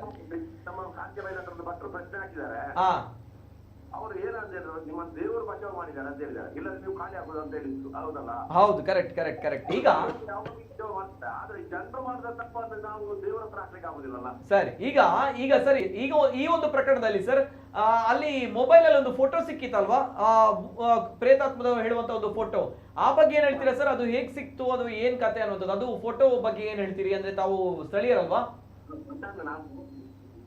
ಬೇಸರ ಮಾಡಬೇಡಿ, ಹೇಳಿ ಸರ್. ನಾನು ಆ ಪಟ್ಟಣ ಎಲ್ಲಾರ ನೋಡ್ಲಿಲ್ಲ, ನಾನು ನೋಡಿದ್ದೆ, ನಾನು ಹೇಳಿದ್ದೇನೆ ಈಗ. ಹಲೋ, ಹೌದು, ಅಲ್ಲಿ ಇದೆ ಸರ್, ನಮ್ಮಲ್ಲಿ ಫೋಟೋ ಇದೆ, ನಾವು ಹಾಕಿದ್ದೇವಲ್ಲ ಸರ್ ಅದೇ ಮೊಬೈಲ್ ಅಲ್ಲಿ. ಆ ಫಸ್ಟ್ ಫೋಟೋ ಬಂದದ್ದು, ನೀವು ಬೇಕಾದ್ರೆ ಫೋಟೋ ಯಾರ ಹತ್ರ ಬೇಕಾದ್ರೆ ಕೇಳಿ, ಎಲ್ಲಿ ಬೇಕಾದ್ರೆ ನೋಡಿ, ನಿಮಗೆ ಗೊತ್ತಾಗ್ತದೆ, ಎಲ್ಲಿ ನಿಮ್ಮ ಮೇಲಿಂದ ಚೆಕ್ ಮಾಡಿ. ಆ ಫೋಟೋ ಫಸ್ಟ್ ಬಂದದ್ದು ನನ್ನ ಮೊಬೈಲಿಗೆ, ಇದೇ ನಂಬರ್ಗೆ, ಇದೇ ಮೊಬೈಲಿಗೆ. ಈ ಜನ ತನಿಖೆ ಮಾಡಿದ್ರೆ ಗೊತ್ತಾಗ್ತದೆ. ಅವಾಗ ಹೇಳಿದ್ದು, ಅಲ್ಲ ಒಂದು ಜಸ್ಟ್ ಒಂದು ಎಂತ ಪಾತಾಗಿ ಆಯ್ತು, ಪಾತಾಗಿ ನಾನು ಕ್ಲಿಕ್ ಮಾಡಿದೆ, ಕ್ಲಿಕ್ ಮಾಡುವಾಗ ಈ ಫೋಟೋ ಬಂತು. ಆ ಫೋಟೋ ಬಂದು ನನಗೆ ನೋಡುವಾಗ ನನಗೆ ನಂಬಲಿಕ್ಕೆ ಆಗ್ಲಿಲ್ಲ. ಫೋಟೋ ನಾ ಕೇಳಿದೆ, ಇದು ಎಂತ? ನಾನು ಆವಾಗಲೇ ನನ್ನ ಗ್ರೂಪಿಗೆ ಹಾಕಿದ್ದೇನೆ, ಗ್ರೂಪ್ ಅಲ್ಲಿ ಮಾಡಿದ ನನಗೆ ಯಾವಾಗಲೇ ಫೋನ್ ಬರ್ಲಿಕ್ಕೆ ಶುರುವಾಗಿದೆ. ನನ್ನ ಗ್ರೂಪ್ ಇಂದಾನೇ ಈ ನಿಮ್ಮ ಚಾನಲ್ಗೆ ಸಿಗ್ಲಿಕ್ಕೆ ಕಾರಣ. ಓಕೆ ಓಕೆ ಓಕೆ, ಅಂದ್ರೆ ಫಸ್ಟ್ ಈ ಜನ ತನಿಖೆ ಮಾಡ್ತಾರೆ. ಓಕೆ, ಫಸ್ಟ್ ಅಂದ್ರೆ ನಿಮ್ಮ ತನಿಖೆ ಮಾಡಿ, ಈ ಫೋಟೋ ಫಸ್ಟ್ ಯಾರಿಗೆ ಬಂದದನ್ನು ತನಿಖೆ ಮಾಡಿ, ಫಸ್ಟ್ ಬಂದಿದ್ರೆ ಅದು ನನಗೆ ಬಂದಿರುತ್ತೆ. Okay okay okay okay okay, ನಿಮ್ಗೆ ಬಂದಿರುತ್ತೆ. ಅಂದ್ರೆ ಅವರು ತೆಗೆದು ನಿಮ್ಗೆ ಕಳಿಸಿದ್ರ ಈ ಫೋಟೋವನ್ನ? ಅವರಿಗೆ ಯಾಕಂದ್ರೆ ಅವರಿಗೆ ದೊಡ್ಡ ಹೆಲ್ಪ್ ಲೈನ್ ಕೈ ನಾನು. ಓಕೆ, ಫೋನ್ ಮಾಡಿದ್ರು, ಸರಿ. ರಾತ್ರಿ ಮಗಳು ಇಲ್ಲಿ ಬರೀತಾ ಇದ್ದಾರೆ, ನನಗೆ ಎಂತದ ಒಂದು ಪಾತ್ರದಾಗೆ ಜಸ್ಟ್ ಒಂದು ಕ್ಲಿಕ್ ಮಾಡಿದ್ರು, ಒಂದು ಫೋಟೋ ಬಂತು. ನಾನು ಫೋಟೋ ನೋಡುವಾಗ ಎಂತ ಅದು ಫುಲ್ ಕಪ್ಪೆ ಉಂಟು, ನನಗೆ ಸಹ ಕಾಣುದಿಲ್ಲ. ನೋಡುವಾಗ ನೋಡ್ತೇನೆ, ನನಗೆ ಸಹ ಒಂದು ಎಂತ ಇದು ಫೋಟೋ, ನಾನು ನಂಬಲಿಕ್ಕೆ ಸಾಧ್ಯ ಇಲ್ಲ. ಓಕೆ ಓಕೆ ಓಕೆ, ನೋಡಿ, ಓಕೆ, ಸರಿ ಸರಿ ಸರ್. ಈಗ ಅಲ್ಲಿ ಅವರಿಗೆ ಏನಾದ್ರು ಸಮಸ್ಯೆ ಆಗಿದೆಯಾ? ಅಂದ್ರೆ ಇವರಿಗೆ ಉಸಿರುಗಟ್ಟಿಸುವಂತ ಸಮಸ್ಯೆ ಆಗಿದೆ ಬಿಟ್ರೆ ಅವರಿಗೆ ಅದು ಸಮಸ್ಯೆ 3 ತಿಂಗಳಿಂದಲೇ ಅಲ್ಲಿರೋ ತುಂಬಾ ಸಮಯದಿಂದ ಉಂಟು. ನೋಡ್ತಾರೆ, ಅದು 3 ತಿಂಗಳಲ್ಲ, ಸದಾ 1 ವರ್ಷ ಕಲಿತವ್ರೆ, ಅವರ ಮಿಸಸ್ ಹುಷಾರಿಲ್ಲ. ಓಕೆ, ಈಗ ಬರ್ತೀನಿ ಸರ್. ಹುಲಿಕಲ್ ಸರ್ ಇದ್ದಾರೆ, ಹುಲಿಕಲ್ ನಟರಾಜ್ ಅವರ ಬಗ್ಗೆ ಗೊತ್ತಿರ್ಬೋದು ತಮ್ಗೆ ಅಲ್ವಾ ಸರ್? ಅವರು ನಿಮ್ಮ ಹತ್ರ ನೇರವಾಗಿ ಒಂದು ಪ್ರಶ್ನೆನ ಕೇಳ್ತಾರೆ. ಎಸ್ ಸರ್, ಏನೋ ಪ್ರಶ್ನೆ ಇದೆಯಾ ಸರ್ ಹುಲಿಕಲ್ ಸರ್ ತಮ್ಮಲ್ಲಿ ಅವರಲ್ಲಿ? ಅಲ್ಲಲ್ಲ, ಆಕೆ ಆ ಮನೆಯಲ್ಲಿ ಒಬ್ಬ ಗಂಡ ಹೆಂಡತಿ ಇದಾರೆ, ಪ್ಲಸ್ 2 ಹೆಣ್ಣು ಮಕ್ಕಳಿದ್ದಾರೆ. ತಾಯಿ ನನ್ ಜೊತೆ ಮಾತನಾಡಿದ್ರೆ ಆ ಮಾತನಾಡುವ ಬಿಹೇವಿಯರ್ ಮತ್ತು ಅವರ ವಾಯ್ಸ್ ಅಲ್ಲೇ ನಾವು ಒಂದಿಷ್ಟು ಸಮಸ್ಯೆಗಳಿಗೆ ಪರಿಹಾರ ಕಂಡಿರ್ಬೋದು. ಈಗ ನೀವು ಮಾತನಾಡ್ತೀವಿ, ಅವ್ರ್ಯಾರೋ ಮಾತಾಡ್ತಾರೆ, ಇಲ್ಲಿ ಸಮಸ್ಯೆಯನ್ನ ಬಗೆಹರಿಸೋಣ ಅನ್ನೋದ್ರ ಬಗ್ಗೆ ಯೋಚನೆ ಮಾಡ್ತಾ ಇಲ್ಲ. ಆ ಮನೆಯಲ್ಲಾಗುವ ನಿಜವಾದ ಸಮಸ್ಯೆಯನ್ನ ಬಗೆಹರಿಸಬೇಕಾಗಿರೋದು ನಮ್ಮೆಲ್ಲರ ಆದ್ಯ ಕರ್ತವ್ಯ. ಆ ತಾಯಿ ಮಾತನಾಡ್ಲಿಕ್ಕೆ ಸಾಧ್ಯ ಆಗತ್ತಾ? ಓಕೆ ಓಕೆ, ತಾಯಿ ಮಾತಾಡ್ಲಿಕ್ಕೆ ಸಾಧ್ಯ ಆಗುತ್ತಾ ಅಂತ ಕೇಳ್ತೀರಾ ಅಲ್ವಾ ಸರ್? ಹೌದು. ಬಟ್ ಇವರುಗಳೆಲ್ಲ ನೋಡಿದ್ದಾರೆ, ಇವರುಗಳ ಮೊಬೈಲ್ಗೆಲ್ಲ ಸಿಕ್ಕಿದೆ ಅಂತ ಹೇಳ್ತಾರಲ್ಲ ಸರ್, ಅದ್ರ ಬಗ್ಗೆ ನೀವೇನ್ ಹೇಳ್ತೀರಿ? ನೋಡಿ, ಇದೊಂದೇ ಅಲ್ಲ, ಈ ಕುಟುಂಬದ್ದೇ ಇಮೇಜ್ ಸಿಗುತ್ತೆ ಅಂತ ಅಲ್ಲ, ಇವತ್ತು ಆರ್ಟಿಫಿಷಿಯಲ್ ಇಂಟೆಲಿಜೆನ್ಸ್ ಬಂದಿದೆ, AI ಬಂದಿದೆ. ಹೌದು, ಬಟ್ ಅವರಿಗೆ AI ಬಗ್ಗೆ ಗೊತ್ತಿರ್ಲಿಕ್ಕಿಲ್ಲ. ನಮ್ಮ ಮೊಬೈಲ್ ಅಲ್ಲಿ ನೀವೇನು ಅನ್ಕೊಳ್ಬೇಡಿ, ನೀವೇ ಇವತ್ತು ಪರೀಕ್ಷೆ ಮಾಡಿ, ಒಂದಿಷ್ಟು ಲೈಟ್ ಆಫ್ ಮಾಡ್ಕೊಳ್ಳಿ. ಆಗ ಯಾವ್ಯಾವ ಇಮೇಜ್ ಬಿಲ್ಡ್ ಆಗ್ತವೆ, ಹೆಂಗ್ ಬರ್ತವೆ, ಮನಸ್ಸಿನಂತೆ ಮಾದೇವ ಅಂತ ಹೇಳಿ ಕರಿತೀವಿ. ಇವತ್ತು ನೆನ್ನೆ ಯಾರು ಊಟ ಮಾಡ್ತಿದ್ರಂತೆ ದಾಬಾದಲ್ಲಿ, ಹಿಂದ್ಗಡೆ ಬಂದು ನಿಂತ್ಕೊಂಡ್ಬಿಡ್ತಂತೆ. ದೊಡ್ಡಾಲ್ ಮರದ ಹತ್ರ ಯಾರೋ ಫೋಟೋ ತೆಗಿತಾ ಇದ್ರಂತೆ, ಫೋಟೋ ತೆಗಿತಾ ಇದ್ದ ಹಿಂದ್ಗಡೆ ಯಾರೋ ನಿಂತಿದ್ರಂತೆ, ನೋಡ್ಬಿಟ್ಟು ಎದ್ರಿಕೊಂಡು ಸತ್ತು ಹೋಗ್ಬಿಟ್ನಂತೆ. ಆಮೇಲೆ ಅಲ್ಲಿ ಎಂತದು ಏರ್ಪೋರ್ಟ್ ಹತ್ರ ಕ್ರಾಶ್ ಆಗಿ ಅಲ್ಲಿ ಒಂದು 30-40 ಜನ ಸತ್ತಾಗ ಅವರೆಲ್ಲ ದೆವ್ವಗಳಾಗ್ಬಿಟ್ಟಿದ್ರಂತೆ, ಭೂತಗಳಾಗಿದ್ರಂತೆ, ಹೋಗಿ ಗಾಡಿಗಳನ್ನ ಇಟ್ಕೊಳ್ತಾರೆ ಅಂತ ಆ ಮಶಾನದಲ್ಲಿ ಮಲಗಿ ಬಂದಿದ್ದೀನಿ. ಎಲ್ಲೆಲ್ಲಿ ದೆವ್ವಗಳಿವೆ ನೋಡಿ ಬಿಡೋಣ ಅಂತ ಮಲಗಿ ಬಂದಿದ್ದೀನಿ. ಎಲ್ಲೆಲ್ಲಿ ದೆವ್ವ ಮೇಲೆ ಪಿಶಾಚಿ ಕೂಗುತ್ತೆ ತೆಂಗಿನ ಮರದ ಮೇಲೆ ಇರೋದನ್ನ ನಿಮ್ಮ ಸುತ್ತಮುತ್ತಲೇ ಕಂಡಿಡ್ದು ಬಂದಿದ್ದೀನಿ. ಕಾಣದ ದೆವ್ವಗಳು, ಪ್ರೇತಾತ್ಮಗಳು ನನಗೆ ಇಲ್ಲಿವರೆಗೂ ಕಂಡಿಲ್ಲ. ನಿಜವಾಗ್ಲೂ ಈಗೊಂದು ನಿಮ್ಮ ಚಾನೆಲ್ ಮುಖಾಂತರ ನಾನು ಮನವಿ ಮಾಡ್ಕೊಳ್ತೇನೆ, ವಾಮಾಚಾರ ನಡೆಯುತ್ತೆ ಆ ಮನೆಗಾದ್ರೆ ನನ್ನ ಮೇಲೆ ಮಾಡಿ. ವಾಮಾಚಾರ ಮಾಟ ಮಂತ್ರ ಆಗಿದೆ ಆ ಮನೆಗೆ ಅಂದ್ರೆ ಪಾಪ ಬಡವರು ಅವ್ರ ಮೇಲೆ ಯಾಕೆ ಮಾಡ್ಬೇಕು? ಅಮಾಯಕರು ಅವ್ರ ಮೇಲೆ ಯಾಕೆ ಮಾಡ್ಬೇಕು? ನನ್ನ ಮೇಲೆ ಮಾಡಕ್ ಹೇಳಿ, ನಾನು ರೆಡಿಯಾಗಿದ್ದೀನಿ. ಸುಮ್ಮನೆ ಮಾತಾಡೋದ್ರಿಂದ ಪ್ರಯೋಜನ ಇಲ್ಲ. ಆಪ್ತ ಸಮಾಲೋಚನೆ ಮಾಡಿದ್ರೆ ನಿಜವಾದ ಪರಿಹಾರ ಸಿಗತ್ತೆ. ಇಲ್ಲಿ ಏನಾಗಿದೆ ಅಂದ್ರೆ ನಡೆದಿರೋದು ನಿಜವಾದ ಘಟನೆಯ ಯಾರು ಇಲ್ಲ. ನಾನೊಂದು ಸಣ್ಣದು ಹೇಳ್ತೇನೆ. ಒಂದು ಟಿವಿನಲ್ಲಿ ಇದಕ್ಕಿದ್ದಂಗೆ ಬೆಂಕಿ ಹೊತ್ಕೊಳ್ತಾ ಇದೆ, ಅಲ್ಲಿ ಬೆಂಕಿ ಹೊತ್ಕೊಳ್ತಾ ಇದೆ ಅಂತ ಹೇಳಿ ನಾನು ಡಿಬೇಟಿಗೆ ಕರೆದ್ರು. ಒಂದು ಟಿವಿನಲ್ಲಿ ಕೂತ್ಕೊಂಡು ಹೇಳಿ ಅವರು ಇನ್ನೊಬ್ರು ಮತ್ತೊಬ್ರು ಏನೇನೋ ಹೇಳ್ತಾ ಇದ್ರು. ನಾನು ಹೇಳಿದೆ ಏನು ಮಾಡ್ಬೇಡಿ, ಯಾರನ್ನೂ ಕರ್ಸ್ಬಿಡಿ, ನಾನು ಬರ್ತೀನಿ ಅಂತ. ನಾನು ಹೋದ ತಕ್ಷಣನೇ ಬೆಂಕಿ ಹತ್ಕೊಳ್ತು. ತಹಸೀಲ್ದಾರ್ ಹೇಳ್ತಾ ಇದ್ರು, DC ಹೇಳ್ತಾ ಇದ್ರು, SP ಹೇಳ್ತಾ ಇದ್ರು, ಸರ್ ಬೆಂಕಿ ಹಾಸ್ಬಿಡೋಣ ಅಂತ. ಹಾಸ್ಬೇಡಿ, ನಾನು ನೋಡ್ತೀನಿ ಒಳಗಡೆಗೆ ಹೋಗಿ ಅಂತ ಹೇಳಿದೆ. ಸೀದಾ ಒಳಗಾಗ ತೆಂಗಿನಕಾಯಿ ನಿಮ್ಗೆಲ್ಲ ಲೈವ್ ಸಮೇತ ಕೊಡ್ತೀನಿ. ಆ ತೆಂಗಿನಕಾಯಿ ಒಳಗಡೆ ಸ್ಮೆಲ್ ಬರ್ತಿತ್ತು, ಬೆಂಕಿ ಒಳಗಡೆ. ಆ ಸ್ಮೆಲ್ ಕೆರೋಸಿನ್ದು. ಸಣ್ಣ ಊಟದ ಪಾಯಿಂಟ್ ಅಂದೆ. ಆಮೇಲೆ ಸ್ವಲ್ಪ ಹಂಗೆ ತೆಂಗಿನಕಾಯಿ ಎಲ್ಲ ತೆಗಿತಾ ಇದ್ದಾಗ ಒಂದು ಬಾಟ್ಲಿಗೆ ಬಿಲ್ಟಿ ಇದನ್ನ ಹಾಕಿ ಬತ್ತಿ ಹಾಕಿ ಬಿಲ್ಟಿ ಹಾಕಿರ್ತಾರೆ, ಅದರಲ್ಲಿ ಎತ್ತಿದ್ರು ಹೊತ್ಕೊಂಡು ಉರಿತಾ ಇತ್ತು. ನೋಟದ ಪಾಯಿಂಟ್ ಅಂತ ಅಂದೆ. ಹಾಗೆ ಹಂಗೆ ತಿರುಗಿಕೊಳ್ತಾ ಇದ್ದಾಗ ಸ್ವಲ್ಪ ಕಿಟಕಿ ಕಡೆಗೆ ನೋಡಿದಾಗ ಕಿಟಕಿ ಹತ್ರ ಒಂದು ಬೆಂಕಿ ಗಟ್ಟಿ ಬಿದ್ದಿತ್ತು. ಸರ್ ನೋಟದ ಪಾಯಿಂಟ್ ಅಂದೆ. ಆಮೇಲೆ ಅಲ್ಲಿ ಎಲ್ಲ ಉರಿತಾ ಇದ್ದಾಗ ಎಲ್ಲ ಉರಿತಾ ಇತ್ತು. ಹಿಂದ್ಗಡೆ ನಾವು ಹೋಗಿ ಸ್ವಲ್ಪ ಸೂಕ್ಷ್ಮ ಬರ್ತಾ ಇದ್ದಾಗ ಒಂದು ಪಾದ ಹಿಂದಕ್ಕೆ ಮುಂದಕ್ಕೆ ಹೋಗಿದ್ದಿತ್ತು. ಇಲ್ಲಿ ಬೆಂಕಿ ಹೊತ್ಕೊಂಡಿತ್ತು, 3 ತಿಂಗಳಿಂದ ಉರಿತಿತ್ತು, ಮನೆ ಮೇಲೆ ಬೆಂಕಿ ಹೊತ್ಕೊಂಡಿತ್ತು, ತೆಂಗಿನ ಮರದ ಮೇಲೆ ಬೆಂಕಿ, ಅಪೋಹಗಳಷ್ಟೇ. ಪರಿಶೀಲನೆ ಮಾಡಕ್ ಹೋದಾಗ ಒಂದು ನೊಂದ ಹೆಣ್ಣಿನ ಧ್ವನಿ ಅಲ್ಲಿ ಮಾಡ್ತಾ ಇತ್ತು ಅನ್ನೋದನ್ನ ಇಡೀ ಸರ್ಕಾರಕ್ಕೆ ತೋರಿಸ್ಬಿಟ್ಟು ಬಂದೆ. ಇಲ್ಲಿ ನಾವು ಅರ್ಥ ಮಾಡ್ಕೋಬೇಕಾಗಿದೆ, ಇಲ್ಲೂ ನೊಂದ ಮನಸ್ಸಿದೆ, ಹೇಳ್ಕೊಳಕ್ ಆಗ್ದಲೇ ಇರೋಂತ ಮನಸ್ಸಿದೆ, ನೋವು ತಿಂತಾ ಇದೆ. ಅದಕ್ಕೆ ನಾವು ಪರಿಹಾರ ಕಂಡುಹಿಡಿಬೇಕು. ಪ್ರೇತ ಕೊಡುತ್ತೆ, ಭೂತಾತ್ಮ ಕೊಡುತ್ತೆ, ಮಾಟ ಮಂತ್ರ ನಡೆಯುತ್ತೆ. ಅದ್ಯಾಕ್ರಿ ಮಾಟ ಮಂತ್ರ ಆ ಕುಟುಂಬಕ್ಕೆ ಮಾಡ್ಬೇಕು? ತಾಕತ್ತಿದ್ರೆ ಇಡೀ ರಾಜ್ಯದಲ್ಲಿರುವಂತ ಅಧಿಕಾರಿಗಳನ್ನೇ ಕೆಳಗಡೆ ಕಳಿಸ್ಬಿಡ್ಬೋದಲ್ವಾ? ನಮ್ಮ ಬೇಡ, ಪಾಕಿಸ್ತಾನದ ಗಡಿನಲ್ಲಿ ಬಂದಿದಾರಲ್ಲ ಭಯೋತ್ಪಾದಕರನ್ನ, ಇದನ್ನೆಲ್ಲ ಮಾಟ ಮಂತ್ರದಿಂದ ಹೊರಗಡೆ ಹಾಕ್ಸ್ಬಿಡ್ಬೋದಲ್ವಾ? ಮಾತನಾಡ್ಬೇಕಾದಾಗ ನಾವು ಯೋಚನೆ ಬುದ್ಧಿವಂತರಾಗಿ ಮಾತನಾಡೋಣ, ಸಮಸ್ಯೆಗೆ ಪರಿಹಾರ ಕಂಡುಹಿಡಿಯೋಣ. ನಾನು ಈಗಲೂ ನಿಮ್ ಮುಂದಕ್ಕೆ ಅಂತೇನೆ, ಆ ಆಪ್ತ ಸಮಾಲೋಚನೆ ಮಾಡಿದ್ರೆ ಆ ಕುಟುಂಬದೊಂದಿಗೆ ನಿಜವಾಗ್ಲೂ ಅವ್ರು ಸಿಕ್ಲಿಕ್ಕಾಗಿ ಅಲ್ಲಿಂದ ನಾವು ಪರಿಶೀಲನೆ ಮಾಡಿದಾಗ ಬೇಸಿಕ್ ನಾಲೆಡ್ಜ್ ಅಲ್ಲಿ ನಮ್ಗೆ ರೂಟ್ ಕಾಸ್ಟ್ ಸಿಗುತ್ತೆ. ಅಲ್ಲಿಂದ ಹೋದಾಗ ಏನೆಲ್ಲ ಓಪನ್ ಅಪ್ ಆಗುತ್ತೆ ಅನ್ನೋದು ಆಗದೊಂದು. ಅದ್ರ ಬಂಡವಾಳ ಬಡ್ಕೊಳ್ಳೋರು ಯಾರೋ, ಮತ್ತೆ ಇಲ್ದಿದ್ನೆಲ್ಲ ಹೇಳೋರು ಯಾರೋ, ಮತ್ತೆ ನೋವು ಕೊಡ್ತಾ ಇದೀವಿ, ಪ್ರೇತಾತ್ಮ ನಡೆಯುತ್ತೆ, ಹಂಗಾಗುತ್ತೆ ಹಿಂಗಾಗತ್ತೆ. ಆ ಕುಟುಂಬಕ್ಕೆ ನೋವು ಕೊಡೋದಲ್ಲ ಮನುಷ್ಯನ ಧರ್ಮ. ನಿಜವಾದ ಧರ್ಮ ಅಂದ್ರೆ ಆ ಕುಟುಂಬಕ್ಕೆ ಸಾಂತ್ವನ ಕೊಡೋಣ, ನೆಮ್ಮದಿ ಕೊಡೋಣ. ಇದು ನನ್ನ ಇಲ್ಲ. ನಾನೊಂದು ಮಾತಾಡ್ಬೇಕು. ಈಗ ಅವ್ರು ಯಾರೋ ಫೋನ್ ಮಾಡಿ ಹೇಳಿದ್ರು, ಏನು ಆ ಥರ ಸಮಸ್ಯೆ ನನಗೆ ಫೋಟೋ ಬಂದಿದೆ, ನಾನೇ ಮಾಡಿದ್ದು, ನಾನು ಅವರಿಗೆ ಸಂಬಂಧ. ನನಗೆ ಅನಿಸ್ತಾ ಇದೆ, ಈಗ ಫೋನ್ ಮಾಡಿದ ಅಜಿತ್ ವಗ್ಗ ಎನ್ನುವಂಥ ಆ ವ್ಯಕ್ತಿಯನ್ನು ಒಂದು ತನಿಖೆ ಮಾಡಿದರೆ ಸತ್ಯ ಹೊರಗೆ ಬೀಳ್ತದೆ. ಯಾಕೇಳಿದ್ರೆ ಅಷ್ಟು ಸಿಟ್ಟು ಬರಬೇಕಾದ್ರೆ ಮತ್ತು ನೇರವಾದ ಸಂಬಂಧ ಇದೆ ನನಗೆ ಆ ಕುಟುಂಬದೊಟ್ಟಿಗೆ ಅಂತ ಹೇಳಿದರೆ, ಏನೋ ಅದರ ಇದನ್ನೆಲ್ಲ ಕಡೆ ಹಬ್ಬಿಸುವಂಥ ವಿಚಾರದಲ್ಲೂ ಅವರು ಏನೋ ಇದ್ದಾರೆ ಅಂತ ನನಗೆ ಮೇಲ್ನೋಟಕ್ಕೆ ಗೊತ್ತಾಗ್ತದೆ. ಸೊ ಅವರ ಅಜಿತ್ ವಗ್ಗ ಎಂಬ ವ್ಯಕ್ತಿ ಮತ್ತು ಅವರ ಕುಟುಂಬದ ನಡುವೆ ಇರುವಂತಹ ಸಂಬಂಧ ಏನು, ಅಥವಾ ಅವರಿಗೆ ಮನೆಯವರಿಗೆ ಸಂಬಂಧ ಏನು, ಮತ್ತು ಅವರ ಸಾಂತ್ವನ, ಅವರ ಆ ಸಮಸ್ಯೆಗೆ ಇವರೇನಾದರೂ ಕಾರಣವಾ ಅಂದರೆ ಇದರ ಬಗ್ಗೆ ಒಂದು ತನಿಖೆ ಆಗಬೇಕು. ಯಾಕೆ ಹೇಳಿದರೆ ಇದು ಒಂದು ಮಾನಸಿಕ ಇದಕ್ಕೆ ಸಂಬಂಧಪಟ್ಟಂಥ ವಿಷಯ. ಅದನ್ನು ಮಂತ್ರದೇವತೆಯ ಜೊತೆ ಯಾರೋ ಕಲ್ಪಿಸ್ಕೊಳ್ತಾರೆ, ಆ ದೇವಿ ಮಂತ್ರದೇವತೆ ಇದನ್ನು ಜಾಯಿಂಟ್ ಮಾಡ್ತಾರೆ. ನಾವು ಅದನ್ನು ಜಾಯಿಂಟ್ ಮಾಡಿದ ತಕ್ಷಣ ಅದು ಅವರಿಗೊಂದು ಸೇಫ್ ಗಾರ್ಡ್. ಯಾಕೆ ಹೇಳಿದರೆ ಅವರ ಸಮಸ್ಯೆಯನ್ನು ಮುಚ್ಚಿಟ್ಕೊಂಡು ಎಲ್ಲರೂ ದೇವರ ಇದರ ಹಿಂದೆ ಹೋದಾಗ ಯಾರು ಮಾತಾಡೋದಿಲ್ಲ. ಅದನ್ನು ತುಂಬ ಸೇಫ್ ಗಾರ್ಡ್ ಆಗಿ ಬಳಸ್ಕೊಂಡು ಒಳಗಡೆ ಇರುವಂಥ ಏನು ಅವರ ವಿಚಾರಗಳನ್ನು ಮುಚ್ಚಿಡ್ತಾರೆ. ಆದರೆ ಇಂತಹ ಕೆಲವೊಂದು ವ್ಯಕ್ತಿಗಳು ಅದನ್ನು ವ್ಯವಸ್ಥಿತವಾಗಿ ಮಾಡ್ತಾರೆ. ಅಂದರೆ ಒಂದು ಹುಚ್ಚು ಒಂದು ಮನಸ್ಸಿನ ವ್ಯಕ್ತಿಗಳು ಅದಕ್ಕೆ ಸಪೋರ್ಟ್ ಮಾಡೋದ್ರಿಂದ ಈಗ ಅಲ್ಲಿ ನಿಜವಾದ ಸಮಸ್ಯೆ ಏನು ಅದಕ್ಕೆ ಪರಿಹಾರವನ್ನು ಕಂಡುಹುಡುಕುವ ಬದಲು ಅದನ್ನು ದೇವರ ಹೆಸರಲ್ಲಿಯೋ ಇದರ ಹೆಸರಲ್ಲೋ ಮುಚ್ಚಿಟ್ಟುಕೊಂಡು ಅದನ್ನೇ ಏನಾದರೂ ವಾಸ್ತವಿಕವಾಗಿ ಪರಿಹಾರ ಮಾಡಲಿಕ್ಕೆ ಹೊರಟಿದ್ದಾರೆ, ಪ್ರಯತ್ನ ಮಾಡಿದ್ದಾರೆ ಅಂತ ಹೇಳಿದರೆ ಅದನ್ನು ಖಂಡನೆ ಮಾಡುವಂಥದ್ದು ಅವರು ಮಾಡುವಂಥ ಆ ಕುಟುಂಬಕ್ಕೆ ಮಾಡುವಂಥ ಒಂದು ಅನ್ಯಾಯ. ಅಲ್ಲಿ ನಿಜವಾಗಿ ಏನು ನಡೀತಾ ಇದೆ, ನಮ್ಮ ಭಾರತ ದೇಶದಲ್ಲಿ ಸಮಸ್ಯೆ ಆದದ್ದೇ ಇಂಥ ವಿಚಾರಗಳಿಂದ. ಯಾಕೆ ಹೇಳಿದರೆ ಈಗ ದೇವರು ಖಂಡಿತ ನಾವು ನಂಬ್ತೇವೆ, ಏನು ಭೂತ ಆರಾಧನೆ ಇದು ಎಲ್ಲವನ್ನು ನಾವು ನಂಬ್ತೇವೆ. ಅದು ಆಚರಣೆಯ ಒಳಗಡೆ ಇದ್ರೆ ಸೀಮಿತ.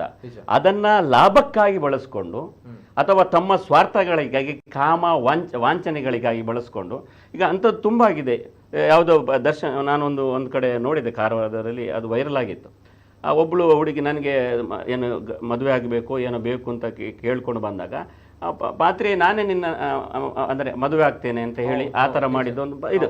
ಅಂದರೆ ಇಂತಹ ವಾಂಛನೆಗಳಿಗೆ ಬಳಸ್ಕೊಳ್ಳುವಾಗ ನಾವು ದೈವವನ್ನು ಬೈಯುವುದಲ್ಲ, ಅದನ್ನು ಮಾಡಿದ ವ್ಯಕ್ತಿಯ ಬಗ್ಗೆ ಏನು ತಪ್ಪು ಮಾಡಿದಾನಂತೆ.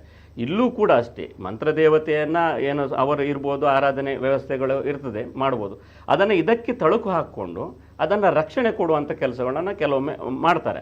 ಇದು ಸಮಸ್ಯೆ ಬೇರೆ. ಬೇಕಾದರೆ ಅವರು ಮಂತ್ರದೇವತೆಯನ್ನು ನಂಬುವುದು ಅವರ ಇಷ್ಟವೇ. ಆದರೆ ಈ ಸಮಸ್ಯೆಯಿಂದಾಗಿ ಅದನ್ನು ನಂಬಿದ್ರು ಮಾಡ್ತಾ ಇದ್ದಾರೆ ಅನ್ನುವಂಥದ್ದನ್ನು ಅದೊಂದು ವ್ಯವಸ್ಥಿತವಾಗಿ ಮಾಡ್ತಾ ಇರುವಂಥ ಏನು ಕ್ರಮ. ಯಾಕಂದರೆ ನಾವು ದೈವಗಳನ್ನು ನಂಬ್ತೇವೆ, ದೈವಗಳ ಆರಾಧನೆ ಮಾಡ್ತೇವೆ. ಜನಪದ ನಾನು ಆಗಲೇ ಆರಂಭದಲ್ಲೇ ಸ್ಪಷ್ಟಪಡಿಸಿದ್ದೇನೆ, ಸಾಂಸ್ಕೃತಿಕವಾಗಿ ಧಾರ್ಮಿಕವಾಗಿ ಇಲ್ಲಿಯ ಜನಪದ ಆಚರಣೆಗಳು ಅದನ್ನು ನಾವು ಪ್ರಶ್ನೆ ಮಾಡೋದಿಲ್ಲ, ಅದನ್ನು ನಾವು ಆಚರಿಸ್ತೇವೆ. ಆದರೆ ಅದರ ನಂತರ ಹೊರಗಡೆ ಬಂದು ಈ ರೀತಿಯಾದಂಥ ಬೆಂಕಿ ಕೊಡುವಂಥದ್ದು ಏನು ಇಂಥದ್ದು ಸಾವಿರ ಪ್ರಕರಣ, ನಾನು ಒಂದು 10-25 ವರ್ಷಗಳಲ್ಲಿ ಅನೇಕ ಪ್ರಕರಣಗಳನ್ನು ನಾನು ವರದಿಗಾರನಾಗಿ ಅದನ್ನು ಭೇದಿಸಿದ್ದೇನೆ.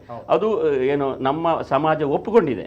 ಹಾಗಿರುವಾಗ ಇವರು ಈ ರೀತಿಯಾಗಿ ಒಂದು ಅಜಿತ್ ವಗ್ಗ ಎಂಬ ವ್ಯಕ್ತಿ ಒಂದು ಹುಚ್ಚರ ರೀತಿಯಲ್ಲಿ ಮಾತಾಡಿದ್ದನ್ನು ನಾನು ಅದನ್ನು ಖಂಡಿಸ್ತೇನೆ. ಅಂದರೆ ಅವರಿಗೆ ಅದನ್ನು ಆ ರೀತಿಯಾಗಿ ಏನು ಭಾವಿಸಬೇಕಾದ್ರೆ ಅದರ ಹಿಂದೆ ಅದರ ಷಡ್ಯಂತ್ರ ಏನೋ ಮಾಡಿರ್ಬೋದು ಅಂತ ನನಗೆ ಸಂಶಯ ಬರ್ತಾ ಇದೆ. ಡಾಕ್ಟರ್ ಮನೋವೈದ್ಯರು, ಈಗ ಹುಲಿಕಲ್ ನಟರಾಜ್ ಸರ್ ಹೇಳುವಂಥದ್ದು ವಿಚಾರ ಕೂಡ ಅದೇ, ಇದು ಮನಸ್ಸಿಗೆ ಸಂಬಂಧಪಟ್ಟಿರುವಂಥದ್ದು, mind set, all about mind set ಅನ್ನೋದು. ಸೊ ಹಾಗಿದ್ದಾಗ ಈ ಒಂದು ವಿಚಾರ ನೋಡಿದಾಗ ತಾವು ಕೂಡ ಗಮನಿಸ್ತಾ ಇದ್ರಿ, ಆ ಒಂದು ಉಸಿರು ತೆಗೆಯುವಂಥ ವಿಚಾರ ಇದೆಲ್ಲವೂ ಕೂಡ ನೋಡಿದಾಗ ಏನು ಹೇಳ್ತೀರಾ ಸರ್? ಫಸ್ಟ್ ಆಫ್ ಆಲ್ ಎಲ್ರಿಗೆ ನಮಸ್ಕಾರ. ನಾನು ಯಾರ ಭಾವನೆಗಳಿಗೆ ಸಹ ಬೇಸರ ಮಾಡುವಂಥ ವಿಚಾರ ನಾನು ಮಾತಾಡೋದಿಲ್ಲ. ನಮಗೂ ದೇವರ ಬಗ್ಗೆ ದೈವಗಳ ಬಗ್ಗೆ ನಂಬಿಕೆ ಇದೆ. ಆ ನಂಬಿಕೆ ಮೂಢನಂಬಿಕೆ ಆಗಬಾರ್ದು. ಅರ್ಥ ಆಯ್ತಲ್ವ? ಯಾಕಂದರೆ ಈ ಮಾನಸಿಕ ಕಾಯಿಲೆ ಎನ್ನುವಂಥದ್ದು ಬಾರ್ಡರಲ್ಲಿ ಉಂಟು. ಈಚೆ ಬಂದರೆ ವಿಜ್ಞಾನ, ಈಚೆ ಬಂದರೆ ಅಜ್ಞಾನ ಅಲ್ಲ, ಸೂಪರ್ ನ್ಯಾಚುರಲ್. ಅದರ ಬಗ್ಗೆ ಯಾರಿಗೂ ಪ್ರೂಫ್ ಇಲ್ಲ. ಆದರೆ ಏನಾಗ್ತಾ ಇದೆ ಅಂದರೆ ಕೆಲವೊಮ್ಮೆ ಇಂಥ ವಿಚಾರ, ಈಗ ನೋಡಿ ಉದಾಹರಣೆಗೆ ನಾನು ನನ್ನದೇ ಒಂದು ನಿದರ್ಶನ ಕೊಡ್ತೀನಿ. ನಾನು 3ನೇ ಕ್ಲಾಸಲ್ಲಿರುವಾಗ ಹುಡುಗ, ನನ್ನ ಗೆಳೆಯರೊಟ್ಟಿಗೆ ನಾನು ಫೈಟಿಂಗ್ ಮಾಡಲಿಕ್ಕೆ ಶುರು ಮಾಡಿದೆ. ಆಯಿತಾ? ಅವನೊಟ್ಟಿಗೆ ಫೈಟಿಂಗ್ ಮಾಡಿ ನಾನು ಅವನಿಗೆ ಹೊಡಿಲಿಕ್ಕೆ ಶುರು ಮಾಡಿದೆ. 3ನೇ ಕ್ಲಾಸ್, ಈಗ ಸಹ ನನಗೆ ಅದು ಅಷ್ಟು ನೆನಪುಂಟು. ಹೊಡಿತಾ ಅವನು ನನಗಿಂತ ಸ್ವಲ್ಪ ತೆಳ್ಳಗಿದ್ದ, ಅವನಿಗೆ ವಿರೋಧ ಮಾಡಲಿಕ್ಕೆ ಆಗಲಿಲ್ಲ. ಹೊಡಿತಾ ಇದ್ದೆ. ಕೊನೆಗೆ ಒಂದೇ ಸಲಕ್ಕೆ ಅವನ ಮೇಲೆ ದೈವ ಬಂತು. ಬೊಬ್ಬೆ ಆಗ್ಲಿಕ್ಕೆ ಶುರು ಮಾಡಿದ, ನಾನು ಹೀಗೆ ನಾನು ಹಾಗೆ ಅಂತೇಳಿ. ಆಗ ನನಗೆ ಹೆದರಿಕೆ ಆಯ್ತು. ಆಗ ಸಣ್ಣವ ನಾನು ಹಿಂದೆ ಬಂದೆ. ಅದರ ಅರ್ಥ ಏನು ಅಂದರೆ ನೋಡಿ, ಅವನು ಬೇಕುಂತಲೇ ಮಾಡ್ತಾ ಇದ್ದಾನೆ ಅಂತ ಹೇಳೋದಲ್ಲ. ಒಮ್ಮೆ ಯಾವುದೇ ಒಂದು ಜನರು, ಈಗ ಸುಪ್ತ ಮನಸ್ಸು ಅಂತ ನಮ್ಮ ಹುಲಿಕಲ್ ನಟರಾಜ್ ಅವರು ಹೇಳಿದರು, ಅನ್ಕಾನ್ಷಿಯಸ್ ಮೈಂಡ್ ಅಂತ ಹೇಳಿ. ಏನಾಗುತ್ತೆ, ನಮ್ಮ ಮೈಂಡಲ್ಲಿ ಕಾನ್ಫ್ಲಿಕ್ಟ್ಸ್ ಆದಾಗ, ಒಂದು ವಿಚಾರಗಳು ನಮ್ಮ ಮನಸ್ಸಿನಲ್ಲಿ ಅದಕ್ಕೆ ಪರಿಹಾರ ಸಿಕ್ಕದೇ ಇದ್ದಾಗ ನಮ್ಮ ಸಬ್ಕಾನ್ಷಿಯಸ್ ಮೈಂಡಿಂದ ಕೆಲವೊಂದು ಡಿಫೆನ್ಸ್ ಮೆಕ್ಯಾನಿಸಮ್ಸ್ ಅಂತ ಹೊರಗೆ ಬರ್ತದೆ. ಆ ಡಿಫೆನ್ಸ್ ಮೆಕ್ಯಾನಿಸಮ್ ಏನು ಮಾಡ್ತದೆ, ನಮ್ಮ ಮೈಂಡನ್ನು ಪ್ರೊಟೆಕ್ಟ್ ಮಾಡಲಿಕ್ಕೋಸ್ಕರ ಬರೋದು. ಸೊ ಪೊಸೆಷನ್ ಅಟ್ಯಾಕ್ ಎನ್ನುವಂಥದ್ದು ಒಂದು ರೀತಿಯ ಡಿಫೆನ್ಸ್ ಮೆಕ್ಯಾನಿಸಮ್. ಸೊ ಒಬ್ಬ ಮನುಷ್ಯನಿಗೆ ದಾರಿ ಕಾಣ್ತಾ ಇಲ್ಲ, ಅವನಿಗೆ ಒಂದು ಪ್ರಾಬ್ಲಮ್ ಇಂದ ಹೊರಗೆ ಬರಲಿಕ್ಕೆ ದಾರಿ ಕಾಣ್ತಾ ಇಲ್ಲ. ಆಗ ಏನಾಗ್ತದೆ, ಅವನ ಮೈಂಡ್ ಅವನನ್ನು ಪ್ರೊಟೆಕ್ಟ್ ಮಾಡಲಿಕ್ಕೋಸ್ಕರ ಅವನ ಪರ್ಸನಾಲಿಟಿ ಚೇಂಜ್ ಆಗ್ತದೆ. ಈಗ ಸ್ಪ್ಲಿಟ್ ಪರ್ಸನಾಲಿಟಿ ಹೇಳಿದ್ರು, ಅದು ಬೇರೆ, ಇದು ಪೊಸೆಷನ್ ಅಟ್ಯಾಕ್. ಈಗ ನೋಡಿ, ಅಲ್ಲಿ ಆ ಹೆಂಗಸ್ ತೋರಿಸಿದ್ರಿ ನೀವು ಆ ವಿಡಿಯೋದಲ್ಲಿ, ಅವಳನ್ನು ನೋಡುವಾಗ ಅವಳಿಗೆ ಡಿಸೋಸಿಯೇಟಿವ್ ಡಿಸಾರ್ಡರ್ ಅಥವಾ ಪೊಸೆಷನ್ ಅಟ್ಯಾಕ್ ಆಗ್ತಾ ಇದೆ ಅಂತ ಕಾಣ್ತಾ ಇದೆ. ಯಾವಾಗ ಆಗ್ತದೆ? ಈಗ ನಾನು ನಿಮ್ಗೆ ಇನ್ನೊಂದು ಉದಾಹರಣೆ ಕೊಡೋದು, ತಾಯಿಯವರ ವಿಡಿಯೋ. ಇಂಥ ಪೊಸಿಷನ್ ಅಟ್ಯಾಕ್ ನಾವು ಕ್ಲಿನಿಕಲ್ ಅಂದ್ರೆ ನೋಡಿ, ದೈವಾರಾಧನೆ ಹೊತ್ತಲ್ಲಿ ಮೈ ಮೇಲೆ ಬರುವಂಥದ್ದು ಅದು ಕಲ್ಚರಲ್ಲಿ ಅಕ್ಸೆಪ್ಟೆಡ್. ಅದರ ಬಗ್ಗೆ ನಾವು ಪ್ರಶ್ನೆಯೇ ಕೇಳೋದಿಲ್ಲ, ಅದಕ್ಕೆ ನಾವು ಸಹ ಕೈ ಮುಗಿತೇವೆ. ಇದು outside the cultural bounds, cultural norms ಆಗುವಾಗ ಇದೆ ನೋಡಿ. ಇದನ್ನು ನೋಡುವಾಗ ಅವಳಿಗೆ ಪೊಸಿಷನ್ ಅಟ್ಯಾಕ್ ಆಗ್ತಾ ಇದೆ ಅನ್ನುವಂಥದ್ದು ನನಗೆ ಅನಿಸ್ತಾ ಇದೆ. ಸೊ ಇಂಥ ಪೊಸಿಷನ್ ಅಟ್ಯಾಕ್ ಆಗುವಾಗ ನಾವೇನ್ ಮಾಡ್ತೇವೆ, ನಾವು ಕ್ಲಿನಿಕಲ್ಲಿ ಮಾಡ್ತೇವೆ, ನಾವು ಕೆಲವೊಮ್ಮೆ ಕೈ ಬೆರಳನ್ನು ಅವರ ತಲೆ ಮೇಲೆ ಇಟ್ಟು ಅವರ ಮೈ ಮೇಲೆ ಬರಿಸ್ತೇವೆ ಭೂತ, ಅಥವಾ ಕೈ ಬೆರಳನ್ನು ಅವರ ತಲೆ ಮೇಲೆ ಇಟ್ಟು ಭೂತ ತೆಗಿಸ್ತೇವೆ ಅವರದ್ದು. ಯಾಕೆ ಆಗ್ತಾ ಇದೆ ಅಂದರೆ ಅವರ ಮನಸ್ಸಿನ ಒಳಗೆ ಏನೋ ಒಂದು ಕಾನ್ಫ್ಲಿಕ್ಟ್ ನಡೀತಾ ಉಂಟು, ಅದರಿಂದ ಅವರಿಗೆ ಹೊರಗೆ ಬರ್ಲಿಕ್ಕೆ ಆಗ್ತಾ ಇಲ್ಲ. ನಿಮ್ಗೆ ಇನ್ನೊಂದು ನಿದರ್ಶನ ಕೊಡ್ತೇನೆ. ಒಂದು ಹೆಂಗಸನ್ನು ಈ ಉತ್ತರ ಕನ್ನಡ ಅಂದ್ರೆ ನಾರ್ತ್ ಕರ್ನಾಟಕದಿಂದ ಕರ್ಕೊಂಡು ಬಂದಿದ್ರು. ಆ ಹೆಂಗಸಿನ ಮೇಲೆ ಮೈ ಮೇಲೆ 3 ಪಿಶಾಚಿಗಳು ಬರುವುದು. 3 ಪಿಶಾಚಿ, ಒಂದು ಮುಸ್ಲಿಂ ಪಿಶಾಚಿ, ಒಂದೆರಡು ಗಂಡಸು ಪಿಶಾಚಿ, ಹಾಗೆ. ಸೊ ಏನಾಗ್ತಿತ್ತು, ಈಗ ಇಲ್ಲಿ ನೋಡಿ ಮಾಸ್ ಹಿಸ್ಟೀರಿಯಾ ಅಂತ ಹೇಳಿದ್ರಿ, ಅಲ್ಲಿ ಇಡೀ ಹಳ್ಳಿಯೇ ಮಾಸ್ ಹಿಸ್ಟೀರಿಯಾಕ್ಕೆ ಹೋಗಿತ್ತು. ಅವ್ರು ಏನ್ ಹೇಳ್ತಾ ಇದ್ರು ಅಂದ್ರೆ, ಎಲ್ರು ಬಂದಿದ್ದಾರೆ ನನ್ನ ಕ್ಲಿನಿಕ್, ನಮ್ಮ ಇದ್ರ ಹತ್ರ ಚೇಂಬರ್ ಅಲ್ಲಿ, ಬಾಗಿಲು ರಾತ್ರಿ ಓಪನ್ ಆಗ್ತದೆ, ಬಾಗಿಲ ಕಿಟಕಿಗೆಲ್ಲ ಪರಚುವಂತ ಸೌಂಡ್ ಆಗ್ತದೆ, ಮಾಡಿ ಮೇಲೆ ಯಾರೋ ನಡೀತಾರೆ, ಹೊರಗಿಂದ ಒಂದು ಪೆಂಗ್ವಿನ್ ತರ ದೊಡ್ಡ ಗಾತ್ರದ ಬ್ಲ್ಯಾಕ್ ಕಲರ್ ನೋಡಿದ್ದಾರೆ ಎನ್ನುವಂತ ವಿಚಾರಗಳು. ಇವಳು ಒಂದು ರೀತಿಯಲ್ಲಿ ಗಂಡಸರ ತರ ಮಾತಾಡ್ತಾಳೆ ಅಂತ ಹೇಳಿ. ಆಯ್ತಾ, ಕೊನೆಗೆ ನಾನೇನ್ ಮಾಡಿದೆ, ಅದು ಜಾಯಿಂಟ್ ಫ್ಯಾಮಿಲಿ, ಗಂಡ ಹೆಂಡತಿ, ತಮ್ಮನ ಹೆಂಡತಿ, ಅಮ್ಮ, ಅತ್ತೆ, ಮಾವ ಎಲ್ಲ ಇದ್ದಾರೆ. ಕೊನೆಗೆ ನಾವು ಏನು ಮಾತಾಡಿದ್ರು ಅವಳು ಮಾತಾಡ್ತಾ ಇರಲಿಲ್ಲ. ಕೊನೆಗೆ ಅವಳನ್ನು ಅಡ್ಮಿಟ್ ಮಾಡಿದ್ವಿ. ಅಡ್ಮಿಟ್ ಮಾಡಿ ಅವಳಿಗೆ ಸ್ವಲ್ಪ ಅಂದರೆ ಆ್ಯಕ್ಚುಲಿ ಅವಳು ಯಾಕೆ ಬಂದದಂದರೆ, ಅಲ್ಲಿಯ ಪೂಜಾರಿಯವರೇ ಕಳಿಸಿದ್ರು.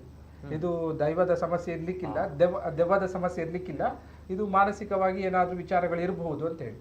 ಸೊ ಕೊನೆಗೆ ನಾನು ಅವಳ ಹತ್ರ ಮಾತಾಡುವಾಗ ಅವಳು ಒಂದು ವಿಚಾರ ಹೇಳಿದ್ಲು, ಅವಳಿಗೆ ಆ ಮನೆಯಿಂದ ಹೊರಗೋಗ್ಬೇಕು ಎನ್ನುವಂಥ ಆಸೆ. ಅದು ಆಸೆ ಈಡೇರ್ತಾ ಇಲ್ಲ. ಸೊ ಆ ಮನಸ್ಸಿನ ಗೊಂದಲ, ಆ ಮನಸ್ಸಿನ ನೋವು, ಅದಕ್ಕೆ ಪರಿಹಾರ ಸಿಗ್ತಾ ಇಲ್ಲ. ಅದು ಹೊರಗೆ ಬರಬೇಕಲ್ಲ. ನಾವು ಏನೇ ನೋವಿರಲಿ, ನಾವು ಏನೇ ಕಷ್ಟ, ಅದನ್ನು ನಾವು ಎಕ್ಸ್ಪ್ರೆಸ್ ಮಾಡಿದರೆ ಮಾತ್ರ ಹೊರಗೆ ಸೊ ಹೇಗೆ ಎಕ್ಸ್ಪ್ರೆಸ್ ಮಾಡೋದು? ಸೊ ಅವಳ ಮೈ ಮೇಲೆ ಈ ಥರ ಬರುವಾಗ ಅದು ಎಕ್ಸ್ಪ್ರೆಸ್ ಆಗ್ತಾ ಇತ್ತು. ಸೊ ಇದು ಇನ್ನೊಂದು ನಿದರ್ಶನ. ಸೊ ಆ ಹೆಂಗಸಿಗೆ ಆಗ್ತಾ ಇರುವಂಥದ್ದು ನನ್ನ ಪ್ರಕಾರ ಪೊಸೆಷನ್ ಅಟ್ಯಾಕ್ ಅಂತ ನಾವು ಹೇಳ್ತೇವೆ. ಏನೋ ಒಂದು ಕಾನ್ಫ್ಲಿಕ್ಟ್ ಇರ್ಬೋದು. ಯಾಕಂದ್ರೆ ನೋಡಿ, ಅವರು ಬಡತನದಲ್ಲಿದ್ದಾರೆ ಅಂತ ನೀವು ಹೇಳಿದ್ರಿ, ಎಷ್ಟೋ ಜನರ ಹತ್ರ ಸಾಲ ಕೇಳಿದ್ದಾರೆ ಅಂತ ಹೇಳಿದಿರಿ ನೀವು. ಆ ನಂತರ ಈಗ ನೋಡಿ, ಅವರು ಇಬ್ರು ಹೆಣ್ಮಕ್ಳು ಯಾವುದೇ ಒಂದು ವಿಚಾರದಲ್ಲಿ ಅವರು ಕಷ್ಟಪಡ್ತಾ ಇರ್ಬೋದು. ಅವರಿಗೆ ತಾಯಿಯವರಿಗೆ ಒಂದು ಕಣ್ಣಿನ ದೃಷ್ಟಿಯಲ್ಲೂ ಸಮಸ್ಯೆ ಇದ್ದಾಗ ಕಾಣ್ತಾ ಇದೆ. ಏನೋ ವಿಚಾರದಲ್ಲಿ ಅವರಿಗೆ ಕಷ್ಟಗಳಿದ್ದಾಗ ಆ ಮನಸ್ಸಿನ ಗೊಂದಲಗಳು ಈ ರೀತಿ ವ್ಯಕ್ತ ಆಗುವಂತ ಸಮಸ್ಯೆ ಇರ್ತದೆ. ವಾಟ್ ಅಬೌಟ್ ಅದು ಬಟ್ಟೆಗೆ ಬೆಂಕಿ ಬೀಳುವಂತದ್ದು, ಪಾತ್ರೆಗಳು ಸೌಂಡ್ ಆಗುವಂತದ್ದು? ನೋಡಿ, ಇನ್ನೊಂದು ವಿಷಯ, ಅವರು ಹುಲಿಕಲ್ ನಟರಾಜ್ ಅವರು ಕರೆಕ್ಟ್ ಆಗಿ ಹೇಳಿದ್ರು, ನಿದ್ದೆಯಲ್ಲಿ ನಡೆಯುವಂತ ವಿಚಾರ. ಅದು ಖಂಡಿತವಾಗ್ಲು ಅದಕ್ಕೆ ನಾವು ಸಾಮ್ನಾಂಬ್ಯುಲಿಸಮ್ ಅಂತ ಹೇಳ್ತೇವೆ. ಅದು ಗಾಢ ನಿದ್ರೆಯಲ್ಲಿ ಆಗುವಂತ ವಿಚಾರ. ಆಗ ಎಷ್ಟೋ ಜನ ನಿದ್ದೆಯಲ್ಲಿ ಮಾತಾಡ್ತಾರೆ, ನಿದ್ರೆಯಲ್ಲಿ ನಡೀತಾರೆ, ನಿದ್ರೆಯಲ್ಲಿ ಆಚೀಚೆ ಹೋಗುದು, ಬಾಗಿಲು ಓಪನ್ ಮಾಡುದು, ಈ ತರ ಎಲ್ಲ ನಿದ್ದೆಯಲ್ಲಿ ಫೈಟ್ ಮಾಡ್ತಾರೆ. ಕಾಂಪ್ಲೆಕ್ಸ್ ಆಕ್ಟಿವಿಟಿ ಮಾಡ್ಲಿಕ್ಕೆ ಆಗುದಿಲ್ಲ. ಬಟ್ ಫೈಟ್ ಅಂದ್ರೆ ಗೋಡೆಗೆ ಹೊಡೆಯುವುದಿಲ್ಲ, ನೇರವಾಗಿ ಸ್ಮಶಾನಕ್ಕೆ ಹೋಗ್ತಾರೆ ಅಂತ ಹೇಳ್ತಾರೆ. ಅಂದ್ರೆ ಅವರಿಗೆ ಸ್ಮಶಾನ ಹೇಗೆ ಹೋಗ್ತಾರೆ, ಹೇಗೆ ಸದ್ಯ? ನೋಡಿ, ನಿದ್ದೆ ಎನ್ನುವಂಥದ್ದು ಏನಂದ್ರೆ ಸಿಂಪಲ್ ಆಗಿ ನಾವು ಮಲಗುದಲ್ಲ. ನಿದ್ರೆಯಲ್ಲಿ 2 ಸ್ಟೇಜ್ ಇದೆ, ರೆಮ್ ಮತ್ತೆ ಎನ್ ರೆಮ್ ಅಂತ. ರೆಮ್ ಅಂದ್ರೆ rapid I movement sleep, N REM ಅಂದ್ರೆ ನಾನ್ ರ್ಯಾಪಿಡ್ ಐ ಮೂವ್ಮೆಂಟ್ ಸ್ಲೀಪ್. ಆ ದಿವಸ ಆದ ಘಟನೆಗಳ ಬಗ್ಗೆ ನಮ್ಮ ಮನಸ್ಸು, ನಮ್ಮ ಮೆದುಳು ಅದನ್ನು ಪ್ರೊಸೆಸ್ ಮಾಡ್ತಾ ಇರ್ತದೆ. ರೆಮ್ ಸ್ಲೀಪ್ ಅಲ್ಲಿ ನಾವು ಮಲಗಿದಾಗ ನಾವು ಏನು ಆ ದಿವಸ ಆಗಿದೆ ಅದೆಲ್ಲ ಮೆಮರಿಗೆ ಕನ್ವರ್ಟ್ ಆಗ್ತದೆ.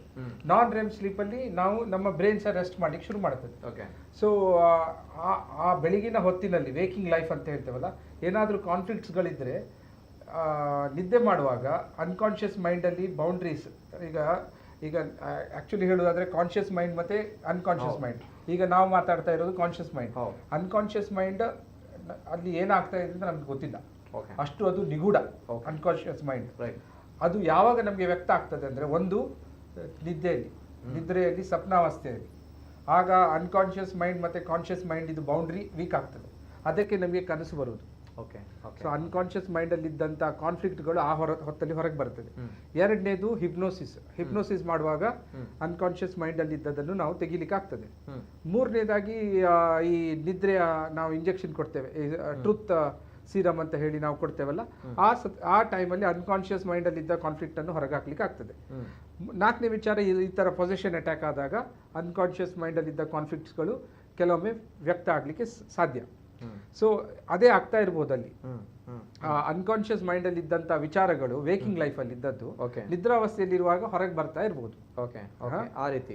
ಆದ್ರಿಂದ ಮತ್ತೆ ಇನ್ನೊಂದು ವಿಚಾರ ಏನ್ ಗೊತ್ತುಂಟಾ, ಈಗ ನೀವೇ ನೋಡಿ, ಒಂದು ದಾರಿಯಲ್ಲಿ ನಡೀತಾ ಇದ್ದೀರಿ, ಕತ್ಲೆ ದಾರಿ, ಲೈಟ್ ಇಲ್ಲ, ತಲೆಯಲ್ಲಿ ಏನಿಲ್ಲ, ಸಡನ್ ನಿಮ್ಗೊಂದು ಕಾಲ್ ಬರ್ತದೆ, ಅಲ್ಲಿ ಒಂದು ಹುಲಿ ಉಂಟಂತೆ ಅಂತ ಹೇಳಿ. ಆಗ ನಿಮ್ಗೆ ಪ್ರತಿಯೊಂದು ನೆರಳು ಹುಲಿಯಾಗಿ ಕಾಣ್ಲಿಕ್ಕೆ ಶುರು ಆಗ್ತದೆ. That is called illusion. ಹಾಗೆ ನಾವು ಆ ಅಲರ್ಟ್ ಸ್ಟೇಟಿಗೆ ಹೋದಾಗ ನಮಗೆ ಒಂದೊಂದು ನೆರಳು ಕೂಡ ಒಂದೊಂದು ಶೇಪ್ ಆಗಿ ತಗೊಳ್ಳಿಕ್ಕೆ ಶುರು ಆಗ್ತದೆ. ಇಮ್ಯಾಜಿನೇಷನ್ ಗಿಂತ ಜಾಸ್ತಿ ಇಲ್ಯೂಷನ್, ನಮ್ಮ ಮೈಂಡ್ ಅದನ್ನು ನಿಜ ಮಾಡ್ತದೆ. ಈಗ ನಾವು ಎಷ್ಟು ಹಾವಾಗಿ ಕಾಣ್ತೀವಿ. ಈಗ ನೋಡಿ, ಈಗ ಸಿಂಪಲ್ ಆಗಿ ಮತ್ತೆ ಅಲ್ಲಿ ಮೊಬೈಲ್ ಅಲ್ಲಿ ಚಿತ್ರೀಕರಣ ಆದ ಫೋಟೋ ಇದೆಯಲ್ಲ ಸರ್, ಫೋಟೋವನ್ನು ನಾವು ಪ್ಲೇ ಮಾಡಿ ಒಂದ್ಸಲ ನೋಡಿ. ಆ ಫೋಟೋ ಪ್ಲೇ ಮಾಡುವಾಗ ಅದಕ್ಕೆ ನೀವು ತಾಂತ್ರಿಕ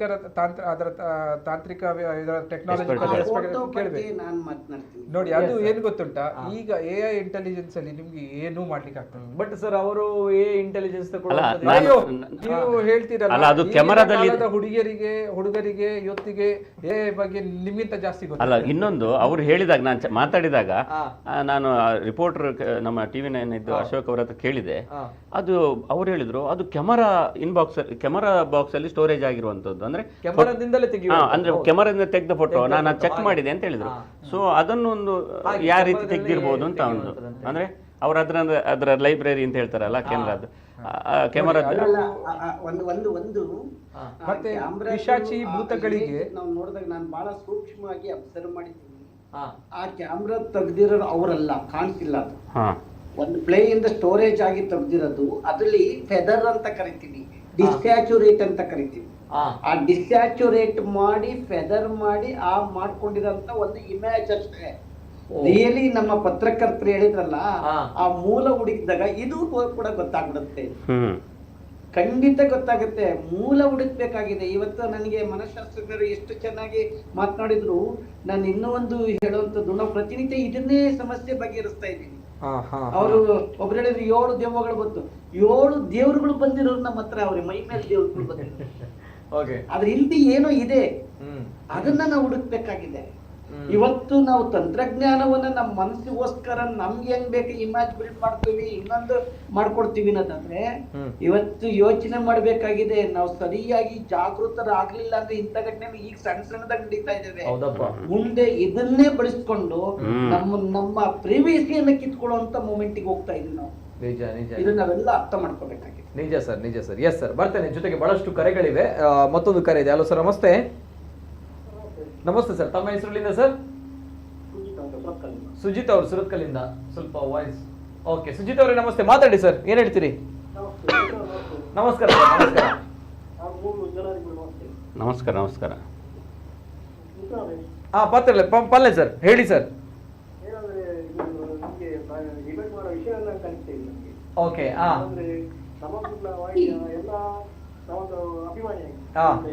ಓಕೆ.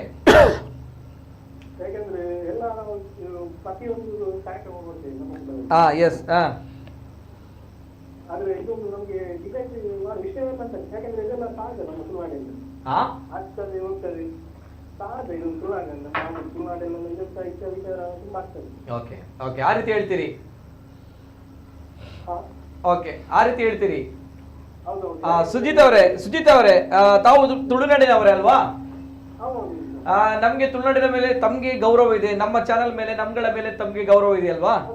ಹೌದು.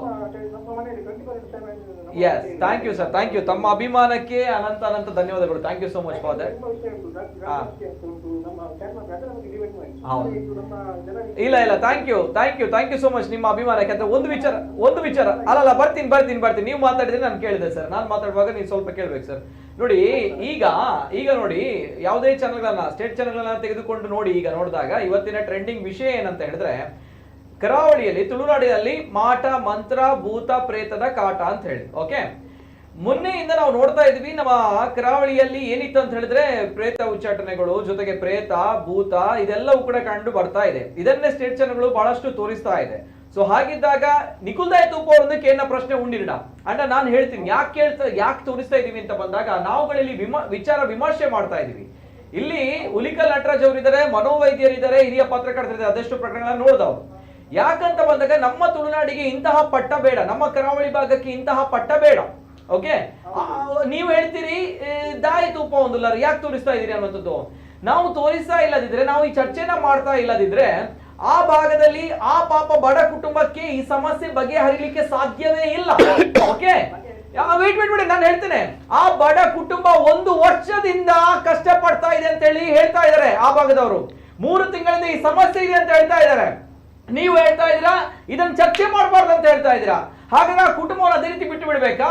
ಆ ಸಮಸ್ಯೆ ಬಗೆಹರಿಯುವಂತದ್ದು ಬೇಡವಾ? ಹುಲಿಕಲ್ ನಟರಾಜ್ ಅವರು ಇಂತ ಎಷ್ಟೋ ಜನರು ಮೈಯಲ್ಲಿ ಬಂದವರನ್ನ ನಿಲ್ಲಿಸಿದ್ದಾರೆ, ಆ ಸಮಸ್ಯೆನ ಬಗೆಹರಿಸಿದ್ದಾರೆ. ಆ ಬದುಕು ಒಂದು ನೆಮ್ಮದಿಯಿಂದ ಉತ್ಸಾಹದಿಂದ ಬದುಕು ಕೊಟ್ಟಿದ್ದಾರೆ ದೇವರು. ಆ ಬದುಕನ್ನ ಬದುಕ್ತಾ ಇದೆ ಆ ಬದುಕುಗಳ ಆ ಮನಸ್ಸುಗಳು. ಆ ರೀತಿಯ ಸಮಸ್ಯೆ ಇದ್ದಂತಹ ಈ ಒಂದು ಮನೆ ಏನಿದೆ ನೋಡಿ, ಬೆಳ್ತಂಗಡಿಯ ಮಾಲಾಡಿಯ ಮನೆ, ಆ ತಾಯಿ, ಆ ಮಕ್ಕಳು, ಆ ಅವರ ಯಜಮಾನರು, ಮನೆಯ ಯಜಮಾನರು ಬದುಕುವಂಥದ್ದು ಬೇಡವಾ ನೆಮ್ಮದಿಯಾಗಿ? ಈ ಸಮಸ್ಯೆಗಳಿಗೆ ಪರಿಹಾರ ಆಗುವಂಥದ್ದು ಬೇಡವಾ? ಯಾವ ಪರಿಹಾರ ಆಗೋದು ಬೇಡವಾ? ಹಾಗಾದ್ರೆ ಇದು ಸಮಸ್ಯೆ ಅಲ್ವಾ? ಹಾಗಾದ್ರೆ ಬದುಕಲಿಕ್ಕೆ ಹಕ್ಕಿಲ್ವಾ ಅವರಿಗೆ ಭೂಮಿ ಮೇಲೆ? ಸಮಸ್ಯೆ ಪರಿಹಾರ ಆಗ್ಬೇಕು ಸರ್. ಅದೇ ಸರ್, ಅದನ್ನೇ ಹೇಳುವಂತದ್ದು. ನೀವ್ ಹೇಳ್ತೀರಿ ಚರ್ಚೆ ಮಾಡುವಂತದ್ದು ತಪ್ಪು ಅಂತ ಹೇಳ್ತೀರಿ ಸರ್. ನಮ್ಮ ಅಭಿಪ್ರಾಯ ಏನಿಲ್ಲ. ಸರಿ ಅಲ್ವಾ ಸರ್? ನಾನು ಹೇಳಿದ್ರೆ ತಪ್ಪಿದೆಯಾ? ಹೌದೌದು. ಏನಂದ್ರೆ ನಮ್ಮ ವೇದಿಕೆಯಲ್ಲಿ ಇದ್ದಾರೆ ಈಗ. ನಾವು ಇಲ್ಲಿ ಎಲ್ಲೂ ಕೂಡ ನಮ್ಮ ತುಳುನಾಡಿಗೆ, ನಮ್ಮ ಕರಾವಳಿ ಭಾಗಕ್ಕೆ ಈ ರೀತಿ ಇದೆ ಆ ರೀತಿ ಇದೆ ಅಂತ ನಾವು ತಮಾಷೆ ಮಾಡಿಲ್ಲ. ಕುಟುಂಬದವರಿಗೆ ಒಂದು ಧೈರ್ಯ ಕೊಡಿ, ಅವರಿಗೆ ಕೌನ್ಸಿಲಿಂಗ್ ಮಾಡಿ. ಅದೇ ಅದಕ್ಕೋಸ್ಕರ ಈ ಮಾತು ನೋಡಿ, ಈ ಚರ್ಚೆನ ನೋಡಿ. ಆದ್ರೂ ಈಗ ಇವರು ಒಂದು ಒಳ್ಳೆ ಮಾತು ಕೌನ್ಸಿಲಿಂಗ್ ಮಾಡಿ. ಕೌನ್ಸಿಲಿಂಗ್ ಈಗ ಪಾಯಿಂಟ್ ಎಲ್ಲ ಪಾಯಿಂಟಿಗೆ ಬಂದು ನಂಬಿಕೆಗಳ ವಿರೋಧಿಗಳಲ್ಲ, ಎಲ್ಲರೂ ನೋಟ್ ಮಾಡ್ತಾರೆ. ಮೂಲ ನಂಬಿಕೆಗಳ ವಿರೋಧಿಗಳಲ್ಲ. ಇನ್ನೊಂದು ವಿಷಯ ಏನು ಗೊತ್ತಿಲ್ಲ, ನಂಬಿಕೆಗಳ ವಿರೋಧ, ಫಾರ್ವರ್ಡ್ಗಳು ಬಂದಾಗ ಆಚರಣೆಗಳ ವಿರೋಧಿಗಳು ಅಲ್ಲ, ಧರ್ಮದ ವಿರೋಧಿಗಳು ಅಲ್ಲ. ಮನಸ್ಸಿನ ಮೇಲೆ ಉಂಟಾಗುತ್ತಿರುವ ಇಂತಹ ನೋವುಗಳನ್ನ ನಿಜವಾಗಲೂ ಅರ್ತು ಅವ್ರಿಗೊಂದಿಷ್ಟು ಸಾಂತ್ವನದ ನುಡಿ ಕೊಟ್ಟು ನಮ್ಮಂತ ಈ ಪ್ರಜಾಪ್ರಭುತ್ವದಲ್ಲಿ ಅವ್ರಿಗೂ ಕೂಡ ಬದುಕೋಕೆ ಹಕ್ಕು ಕೊಟ್ಟಿವಲ್ಲ, ಅದು ನಿಜವಾದ ಧರ್ಮ. ನಿಜ ಸರ್, 100% ಹಾಗೆ ಬಿಟ್ಕೊಂಡೆ ನಾವು ಬದುಕಲಿ, ನಾವು ಹಾಗೆ ಬಿಟ್ಕೊಳ್ತಾ ಹೋದ್ರೆ ಆ ಕುಟುಂಬ ಇಡೀ ಜರ್ಜರಿತ ಆಗ್ಬೇಕು. ಕುಟುಂಬ ಸತ್ಯದಿಂದ ಹೊರಗಡೆಗೆ ಬರೋದ್ ಬೇಡವಾ? ಹೊರಗಡೆಗೆ ಬರೋದ್ ಬೇಡವಾ? ನೋಡಿ, ಆಚರಣೆಗಳಾಗಿರ್ಲಿ, ಆ ಆಚರಣೆಗಳು ಸಮಾಜಕ್ಕೆ ಕಂಟಕಗಳಾಗುವಂತ ಆಚರಣೆಗಳ ವಿರುದ್ಧ ನಾವು ಮಾತನಾಡ್ತಾ ಇದ್ದೀವಿ. ಎಲ್ಲರೂ ಯೋಚನೆ ಮಾಡಿ, ಮೂಲಾಚರಣೆಗಳಿರ್ಲಿ, ಮೂಢಾಚರಣೆಗಳು ಬೇಡ, ನಂಬಿಕೆಗಳಿರ್ಲಿ, ಅಪನಂಬಿಕೆಗಳು ಬೇಡ, ಆಚರಣೆಗಳಿರ್ಲಿ, ಮೂಢಾಚರಣೆಗಳು ಬೇಡ, ದೇವರು ಧರ್ಮ ಎಲ್ಲವೂ ಇರಲಿ. ಮನುಷ್ಯನ ಮನಸ್ಸಿಗೆ ನೆಮ್ಮದಿ ಶಾಂತಿ ಕೊಡುವ ಅದ್ಯಾವುದೇ ದೇವರಾಗಿರ್ಲಿ, ಅದ್ಯಾವುದೇ ಧರ್ಮ ಆಗಿರ್ಲಿ, ಅದ್ಯಾವುದೇ ಜಾತಿ ಆಗಿರ್ಲಿ, ಎಲ್ಲವನ್ನೂ ಸ್ವೀಕರಿಸೋಣ. ನಮ್ಮ ದೇಶ ಬಹು ಜಾತಿಯ, ಬಹು ಧರ್ಮದ, ಬಹು ಸಂಸ್ಕೃತಿಯ ದೇಶ. ಇದನ್ನು ಅರ್ಥ ಮಾಡಿಕೊಂಡು ಬನ್ನಿ, ಸೂಕ್ತ ಪರಿಹಾರ ಕೊಡೋಣ. Correct sir, correct, 100% sir. Yes, ಇದನ್ನೇ ಹೇಳ್ತಾ ಇರುವಂತೆ ಸರ್. ಸುಜಿತ್ ಅವರೇ ಮಾತಾಡಿ ಸರ್, ಏನೋ ಪ್ರಶ್ನೆ ಇದೆ ಬೇರೆ?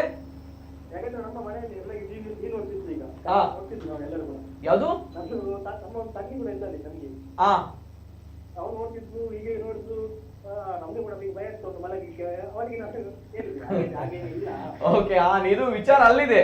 ಓಕೆ, ಏನು ಗೊತ್ತುಂಟ, ಫಾರ್ವರ್ಡ್ಗಳು ಬಂದಾಗ ವಿಶ್ಲೇಷಣೆ ಮಾಡದೆ ಫಾರ್ವರ್ಡ್ ಮಾಡಬಾರ್ದು. Most of the problem social ಮೀಡಿಯಾದಲ್ಲಿ ಇದೇ ಆಗ್ತಾ ಇರೋದು. ಒಂದು ಫಾರ್ವರ್ಡ್ ಬಂತ ಚೆನ್ನಾಗಿದೆ, ಒಂದು 20 ಜನರಿಗೆ ಕಳಿಸೋದು, ಮತ್ತೆ ನೋಡಿದ್ರೆ ಅದು ಫೇಕ್. ನನ್ನ ಒಂದು ಮಾತು ಏನ್ ಗೊತ್ತಾ, ಇವತ್ತು ನಾವು ಡ್ರಿಂಕ್ಸ್ಗೆ ಅಡಿಕ್ಷನ್ ಆಗಿದ್ರೆ, ಆಲ್ಕೋಹಾಲ್ಗೆ ಅಡಿಕ್ಷನ್ ಆಗಿದ್ರೆ ಅದರೊಳಗೆ ಬರ್ಬೋದು, ಬಿಡುಗಡೆ ಆಗ್ಬೋದು. ಇವತ್ತು ಆಲ್ಕೋಹಾಲ್ಗಿಂತ, ಮೌಢ್ಯತೆಗಿಂತ ಅತಿ ಹೆಚ್ಚು ಅಡಿಕ್ಷನ್ಗೆ ತುತ್ತಾಗ್ತಾ ಇರೋದು ಸೋಷಿಯಲ್ ಮೀಡಿಯಾ. ಸೋಷಿಯಲ್ ಮೀಡಿಯಾದಲ್ಲಿ ಪ್ರತಿಯೊಬ್ಬರ ಕೈಲೂ ಕೀ ಇದೆ, ಬಟನ್ ಇದೆ ಅಂತ ಹೇಳಿ ಏನ್ ಬೇಕಾದ್ರೂ ಹಾಕಿ ಮನುಷ್ಯನ ಮನಸ್ಸಿನ ಮೇಲೆ ಕ್ಷುಲ್ಲಕ ಪರಿಣಾಮ ಬೀರ್ತಾ ಇದೆ. ನಾವು ಮಾನಸಿಕ ಖಿನ್ನತೆಗೆ ಒಳಗಾಗ್ತಾ ಇದೀವಿ ಸೋಷಿಯಲ್ ಮೀಡಿಯಾಗಳಿಂದ. ಇದ್ರ ಬಗ್ಗೆ ಸರ್ಕಾರ ಗಮನ ಹರಿಸಬೇಕಾಗಿದೆ. ಇವತ್ತು ಮೀಡಿಯಾದಲ್ಲಿ ಕೂತ್ಕೊಂಡು ಪ್ರತಿಯೊಂದು ಒಂದೊಂದು ಮೀಡಿಯಾದಲ್ಲಿ ಒಂದೊಂದು ಸೋಷಿಯಲ್ ಸ್ಟೇಜ್ಗಳಲ್ಲಿ ವಾಮಾಚಾರ, ಮಾಟ, ಮಂತ್ರ ನಡೆಯುತ್ತೆ, ಅಲ್ಲಾಗುತ್ತೆ. ಇವತ್ತು ರಾತ್ರಿ ಬೆಳಗ್ಗೆ ದೇವರಾಗಿದ್ದಾರೆ, ಜನ್ನೆ ಕಳ್ಳ ಆಗಿದ್ದಾನೆ, ಇವತ್ತು ದೇವರು ಸ್ವಾಮೀಜಿ ಆಗ್ತಾನೆ. ಮೊನ್ನೆ ಇನ್ನೇನು ಆಗಿದ್ದನು ಜೈಲಿನಿಂದ ಬಂದಿರೋ ಹೊರಗಡೆ ಹಾಕ್ತಾರೆ, ದೊಡ್ಡ ದೊಡ್ಡ ಪಟ್ಟಗಳನ್ನ ಕಟ್ಕೋತಾರೆ. ನಾವು ವಿದ್ಯಾವಂತರಾಗಬೇಕು ಅಂದ್ರೆ 1ನೇ ಕ್ಲಾಸಿಂದ 15ನೇ ಕ್ಲಾಸಿನ ತನಕ ಓದ್ಬೇಕಾದಾಗ ಎಷ್ಟು ವರ್ಷ ಕಷ್ಟಿದ್ದೀವಿ ಅನ್ನೋದ್ರ ಬಗ್ಗೆ ಪ್ರಶಸ್ತಿ ತಗೋಬೇಕಾದ್ರೆ ಎಷ್ಟು ಕಷ್ಟಿದ್ದೀವಿ ಅನ್ನೋದು ಬೇಕು. ಇವತ್ತು ಬೆಳಗ್ಗೆದ್ರೆ ಪಟ್ಟಗಳು, ಜಗದ್ಗುರುಗಳು, ಸ್ವಾಮೀಜಿಗಳು, ದೇವಾಂಶ ಸಂಬೂತ, ಯಾಕೆ ಹಿಂಗಾಗ್ತಾ ಇದೆ? ನಮ್ಮ ಸೋಷಿಯಲ್ ಮೀಡಿಯಾ, ವಿಜ್ಞಾನದ ಸಲಕರಣೆಗಳು, ತಂತ್ರಜ್ಞಾನ ಹೆಚ್ಚಾದಷ್ಟು ಮನುಷ್ಯನ ಮನಸ್ಸು ಔಟ್ಡೇಟೆಡ್ ಆಗ್ತಾ ಇದೆ. ನಾವು ಇನ್ನೂ ಅಲ್ಲೇ ಇದ್ದೀವಿ, ಹೊರಗಡೆ ಬನ್ನಿ, ತಿಳ್ಕೊಳ್ಳಿ. ನಿಜ ನಿಜ ಬರ್ತೇನೆ ಸರ್. ಜೊತೆಗೆ ಬಹಳಷ್ಟು ಜನರು ಎಸ್ ಸುಜಿತ್ ಅವರು ಬೇರೆ ಪ್ರಶ್ನೆ ಏನಲ್ಲ, ಓಕೆ ಆ ಒಂದು ವಿಚಾರ ಅದಕ್ಕೋಸ್ಕರ ನಾವು ಚರ್ಚೆ ಮಾಡ್ತಾ ಇದ್ವಿ. ಅಂದ್ರೆ ಅದಕ್ಕೊಂದು ಏನು ತಾರ್ಕಿಕ ಅಂತ್ಯ ಬೇಕು, ಅದಕ್ಕೆ ಸಂಕ್ಷಿಪ್ತ ಅಂತ್ಯ ಬೇಕಾಗಿದೆ. ಆಗ್ಬಾರ್ದು. ಎಸ್ ಅದೇ, ಯಾಕಂದ್ರೆ ಇಲ್ಲಿ ಬಂದಾಗ ಬಹಳಷ್ಟು ಇಂಥದೆಲ್ಲ ಆಗ್ತಾ ಹೋಗುತ್ತೆ ಅಂತ ಬಂದಾಗ ಅವು ಬೇತಾರ್ಥ ಕೊರ್ಪುಂಡು ನಮ್ಮ ಕರಾವಳಿ ಬಗ್ಗೆ ಇಂಚಿನ ಆ ಒಂದು ಬೋಂದು ನನಗ ಬಾರಿ ಬೇತಾರ್ಥ ಕೊರ್ಪುಂಡು. ಸೊ ದಟ್ಸ್ ವೈ ಬಹಳಷ್ಟು ಜನರು ಇಲ್ಲಿ ಸೋಷಿಯಲ್ ಮೀಡಿಯಾದಲ್ಲಿ ಕಮೆಂಟ್ಸ್ ಅನ್ನು ಕೂಡ ಹಾಕ್ತಾ ಇದ್ದಾರೆ. ಒಳ್ಳೆಯ ಕಾರ್ಯಕ್ರಮ, ಜೈ ನಮಕುಡ್ಲ ಚಾನಲ್ ಅಂತ ಹೇಳಿ, ನೈಸ್ ಡಿಸ್ಕಷನ್ ಅಂತ ಹೇಳಿ. ಸೊ ಇದರಿಂದ ಮಾಹಿತಿ ಸಿಗುತ್ತೆ, ಅವೇರ್ನೆಸ್ ಸಿಗುತ್ತೆ ಅಂತ ಹೇಳಿ ಬಹಳಷ್ಟು ಜನ ನೋಡುವವರು ಕೂಡ ಇದ್ದಾರೆ. ಕೆಲವರಿಗೆ ಒಬ್ರು ಕೂಡ ಅವರು ಬಹಳಷ್ಟು ಹಾರ್ಶ್ ಆಗಿ ಮಾತಾಡಿದ್ರು, ಅವರು ಅದರಲ್ಲಿ ಪಾಲ್ಗೊಂಡವರು, ಇದರಲ್ಲೇ ಅಂದ್ರೆ ಫೋಟೋ ಕಳಿಸಿದವರು ಅವರೇ ಅಂತ ಎಲ್ರಿಗೂ. ಸೊ ಅವರ ಬಗ್ಗೆ ತನಿಖೆ ಮಾಡಿದ್ರೆ ಪತ್ರಕರ್ತರಿಗೆ ನಾನು ಮನವಿ ಮಾಡ್ಕೊಳ್ತೀನಿ, ಅವ್ರು ಮಾತಾಡ್ಲಿ ಜೊತೆಗೆ, ಯಾಕೆಂದ್ರೆ ಅವ್ರು ಮಾತಾಡೋ ಹಕ್ಕಿದೆ. ಅವರ ಮನಸ್ಥಿತಿ ನಮ್ಗೆ ಅರ್ಥ ಆಗಿದೆ, ಇದನ್ನ ಅರ್ಥ ಮಾಡ್ಕೊಳ್ಳೋಣ. ಅವರ ಮನಸ್ಥಿತಿ ಮತ್ತು ಸ್ವಾರ್ಥದ ಸ್ಥಿತಿ ನಮ್ಗೆ ಅರ್ಥ ಆಗಿದೆ. ಬೈಯೋದು ಬೇಡ, ಅವರ ಮನಸ್ಥಿತಿ ಹಂಗಿದೆ, ನಾವು ಪ್ರಜ್ಞಾವಂತರಾಗೋಣ. ಅವನ ಮನಸ್ಥಿತಿಯನ್ನ ಈಗ ಬದಲಾವಣೆ ಮಾಡೋಣ. ನಾನು ಈಗ ಈ ಚಾನಲ್ ಮುಖಾಂತರ ಎಲ್ಲಾ ಪ್ರಜ್ಞಾವಂತ ಮನಸ್ಸುಗಳಿಗೆ ಪ್ರಾರ್ಥಿಸ್ಕೊಳ್ತೇನೆ, ಈ ವಿಷಯದ ಬಗ್ಗೆ ನಿಜವಾದ ಪ್ರಶ್ನೆ ಕೇಳಿ, ಕರೆಕ್ಟ್ ಸರಿಯಾದ ಪ್ರಶ್ನೆ ಕೇಳಿ. ಸರಿ, ನಿಜ. ನೋವಾದ್ರೂ ಯಾವ್ದಕ್ ನೋವಾಗುತ್ತೆ ಅಂತಲ್ಲ, ಅದಕ್ಕೆ ಒಂದು ಸೂಕ್ತ ಪರಿಹಾರ. 3 ಜನ ನೋಡಿ, ಪತ್ರಕರ್ತ, ಈ ಜಗತ್ತಿನ ಕಣ್ಣಿದೆ, ಮನಃಶಾಸ್ತ್ರಜ್ಞರಿದ್ದಾರೆ, ನಾನೊಂದಿಷ್ಟು ಸ್ವಲ್ಪ ತಿಳಿದಂತಹ ಅಲ್ಪಜ್ಞಾನಿ, ಮನಃಶಾಸ್ತ್ರವನ್ನ ಓದ್ಕೊಂಡು ಒಂದಿಷ್ಟು ಸೈಂಟಿಫಿಕ್ ಬೇಸ್ ನಲ್ಲಿ ಅಲ್ಪಜ್ಞಾನಿ ಅಂತ ಹೇಳ್ತಾ ಇದ್ದೀನಿ, ಮಾತನಾಡ್ತೀನಿ. ಅನುಭವ ಜಾಸ್ತಿ ಉಂಟು, ಸತ್ಯಾನ್ವೇಷಣೆ ಮಾಡೋಣ. Okay, beautiful sir. Yes sir, ಬರ್ತೇನೆ. ಮತ್ತೊಂದು ಕರೆ ಇದೆ. ಹಲೋ ಸರ್, ನಮಸ್ತೆ. ನಮಸ್ತೆ, ನಾನು ಲಕ್ಷ್ಮೀಕಾಂತ್ ಕೊಟ್ಟಾರ ಚೌಕಿ. ಲಕ್ಷ್ಮೀಕಾಂತ್ ಅವರು, ನಮಸ್ತೆ ಸರ್, ಮಾತಾಡಿ ಸರ್, ಏನ್ ಹೇಳ್ತೀರಿ? ಇವತ್ತಿನ ಕಾರ್ಯಕ್ರಮಕ್ಕೆ ನೀವು ಹುಲಿ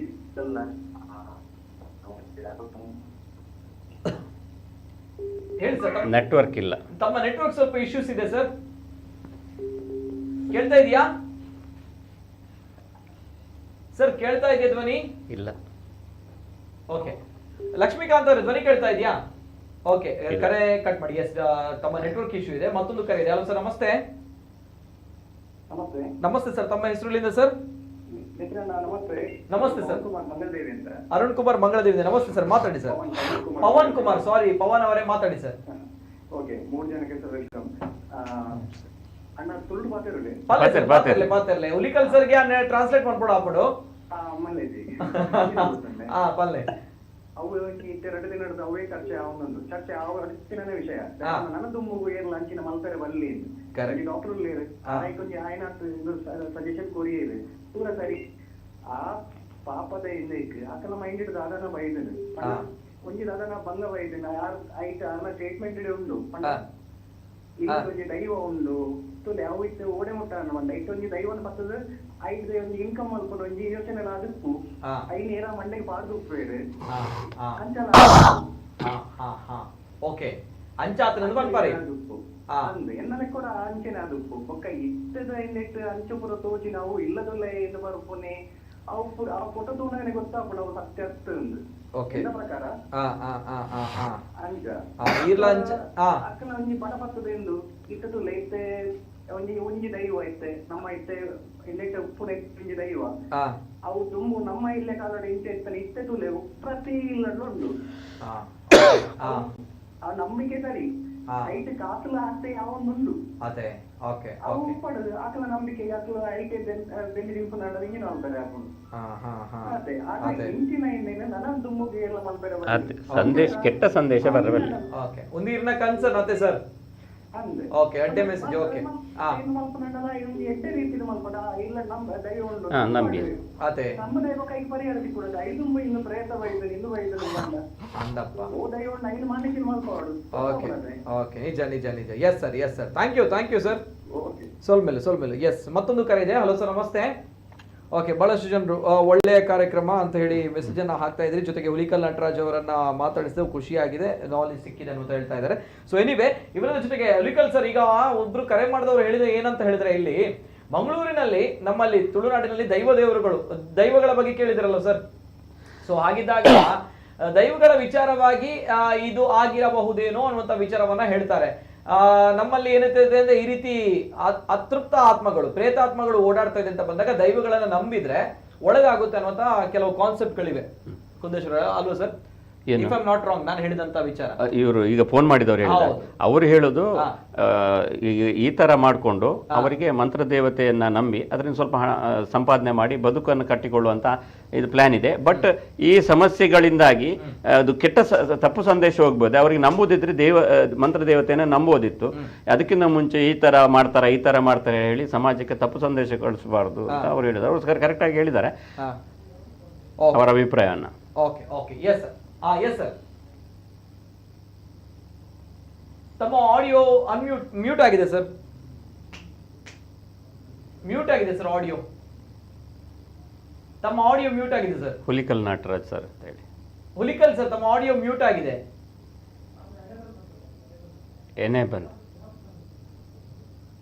ಎನೇಬಲ್ ಮಾಡಿ ಸರ್. ಕೇಳ್ತಾ ಇಲ್ಲ. ತಮ್ಮ ಆಡಿಯೋ ಮ್ಯೂಟ್ ಆಗಿದೆ ಸರ್.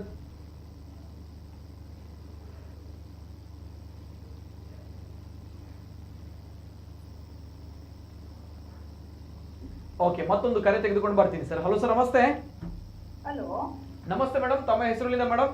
ಹಲೋ ನಮಸ್ತೆ ಸರ್. ನಮಸ್ತೆ ನಮಸ್ತೆ ನಮಸ್ತೆ ಸರ್, ನಾನು ಹೆಸರು ಹೇಳುದಿಲ್ಲ ಸರ್, ಮಂಗಳೂರು ಏರಿಯಾ ಹೇಳಲ್ಲ sir. Okay madam, no problem, ಹೇಳಿ ಸರ್. ಏನಂದ್ರೆ ನಮ್ಗೀಗ 52 ವರ್ಷ ಸರ್. ಹಾ ನಾವು ಒಂದೇ ಮನೆಯಲ್ಲಿ ಇದ್ದೇವೆ ಸರ್ ಇಷ್ಟು ವರ್ಷದಿಂದ. ಹಾ ನಮ್ಮ ಮನೆಗೆ ಕೆಲವರು ಹೇಳ್ತಾರೆ ಮಾಟ ಮಂತ್ರ ಮಾಡಿದ್ದಾರೆ ಅಂದ್ರೆ ನೋಡಿ ನಮ್ದು ಅವಸ್ಥೆ ನೋಡಿ ಸರ್. ಅಣ್ಣ ಇಬ್ರು, ನಾನು 3 ಗಂಡು 1 ಹೆಣ್ಣು ಸರ್. ಹಾ ಇಬ್ರು ಅಣ್ಣನವರು ತೀರಿ ಹೋದ್ರು ಸರ್. ಹಾ ಒಬ್ಬ ಅಣ್ಣ ಹುಷಾರಿಲ್ಲದೆ ಇದ್ದಾರೆ ಸರ್. ನಾನು ಈಗ ನನ್ನ ಅವಸ್ಥೆ ಹೀಗೆ ಆಗಿ ನನ್ಗೀಗ ನಿಮ್ಮ ಎದುರು ಹೇಳಲಿಕ್ಕೆ ಸರಿ ಆಗಲ್ಲ ಸರ್. ಹಿಂದಿನಿಂದ ನನ್ಗೆ ಅವರಿಬ್ಬರಿಂದ ನಮ್ಗೆ ಏನಾದ್ರು ಹೆಲ್ಪ್ ಮಾಡ್ಬೋದು? ಅವರು ಡಾಕ್ಟರ್ ಮತ್ತೆ ಇನ್ನೊಬ್ರು ಇದ್ದಾಗಲ್ಲ ಫಸ್ಟ್ ಅಲ್ಲಿ ಪವಾಡ. ಹೌದು, ನಮ್ಮ ಇವರು ಹುಲಿಕಲ್ ಸರ್ ಅವರು. ಹೌದಾ? ಹೌದು ಸರ್, ಅವರಿಬ್ಬರಿಂದ ನನ್ಗೆ ಒಂದು ನೀವೇನಾದ್ರು ಹೆಲ್ಪ್ ಮಾಡ್ಬೋದು ಅಂದ್ರೆ ಎದುರಲ್ಲಿ ಹೇಳಿದ್ರೆ ಅದು ಇದಾಗ್ತದೆ. ಶೂರ್, ಓಕೆ, ಶೂರ್ ಮೇಡಮ್, ಪಕ್ಕ ಮಾಡೋಣ. ಯಾಕಂದ್ರೆ ತಾವು ಬಹಳಷ್ಟು ನೊಂದಿರ ಅಂತ ಗೊತ್ತಾಗುತ್ತೆ ತಮ್ಮ ಮಾತುಗಳನ್ನ ಕೇಳಿದಾಗ.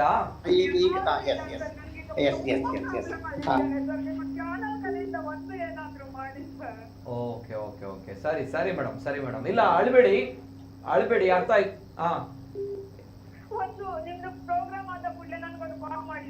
ಓಕೆ, ನಟರಾಜ್ ಸರ್ ಬರ್ತೀನಿ. ನಟರಾಜ್ ಸರ್ ಕೇಳ್ತಾ ಇದೆಯಾ ಸರ್? ಎಸ್, ಕೇಳಿಸ್ತಾ ಇದೆ. ಓಕೆ, ಈಗ ಆ ತಾಯಿ ಮಾತಾಡಿದ್ದು ಎಸ್ ಹೇಳಲ್ಲ ಅಂದ್ರೆ ಎಸ್, ವೆರಿ ಗುಡ್. ನಮ್ಮ ಮನಃಶಾಸ್ತ್ರದಲ್ಲಿ ಯಾವುದೇ ಮಾನಸಿಕ ತುಮಲಗಳು ಉಂಟಾದಾಗ ಕೌಟುಂಬಿಕವಾಗಿ ಹೊರಗಡೆ ತರ ಆಗಿಲ್ಲ, ಅವರು ಒಳಗಡೆನೆ ಇರ್ಬೇಕಾಗಿದೆ.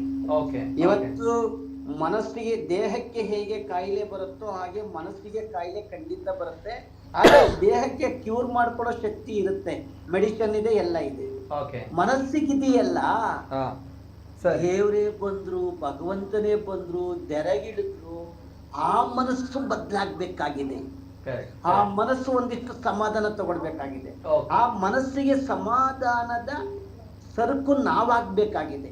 ಈಗ ಆ ಕುಟುಂಬದ ಅಮ್ಮ ಹೇಳಿದ್ರಲ್ಲ, ನನ್ನ ಪರ್ಸನಲ್ ನಂಬರ್ ತಗೊಳ್ಳಿ, ನಾನು ನಿಜವಾಗ್ಲೂ ಆ ಮನೆಗೆ ಹೋಗ್ತೀನಿ. ಆ ತಾಯಿ ನಮ್ಗೆ ಏನು ಕೊಡೋದು ಬೇಡ, ಆದ್ರೆ ನನ್ಗೆ ಒಂದಿಷ್ಟು ಗಾಡಿ ಹೋಗಿ ಬರೋ ಗಾಡಿ ಖರ್ಚನ್ನ ಅವರೇ ಬುಕ್ ಮಾಡ್ಲಿ ನನ್ಗೆ, ಯಾಕೆಂದ್ರೆ ನನಗೆ ಆ ಶಕ್ತಿ ಇಲ್ಲ.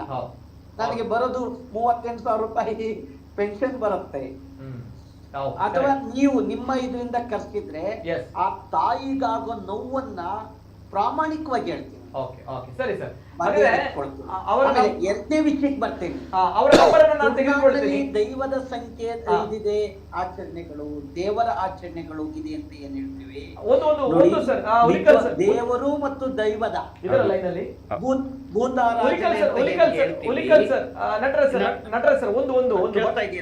ಕೇಳ್ತಾ ಇದೆ. ನಟರಾಜ್ ಸರ್ ಬರ್ತೀನಿ, ಒಂದು ವಿಚಾರ, ಆ ಒಂದು ತಾಯಿಗೆ ಒಂದು ಮಾತಾಡ್ಬಿಡ್ತೀನಿ. ಎಸ್ ಮೇಡಮ್, ಈಗ ಅವರು ಹುಲಿಕಲ್ ಸರ್ ನಿಮ್ಮ ಹತ್ರ ಮಾತಾಡ್ತಾರೆ ಅಂಡ್ ನಮ್ಮ ಜೊತೆ ಇರೋ ಡಾಕ್ಟರ್ ಅರುಣ್ ಸರ್ ಕೂಡ ನಿಮ್ಮ ಹತ್ರ ಮಾತಾಡ್ತಾರೆ. ಓಕೆ ಅಲ್ಲ ಮೇಡಮ್? ಓಕೆ ಸರಿ, anyway thank you madam, thank you. ನಿಮ್ಮ ನಂಬರ್ ಅನ್ನ ನಾವು ತೆಗೆದುಕೊಳ್ತೀವಿ.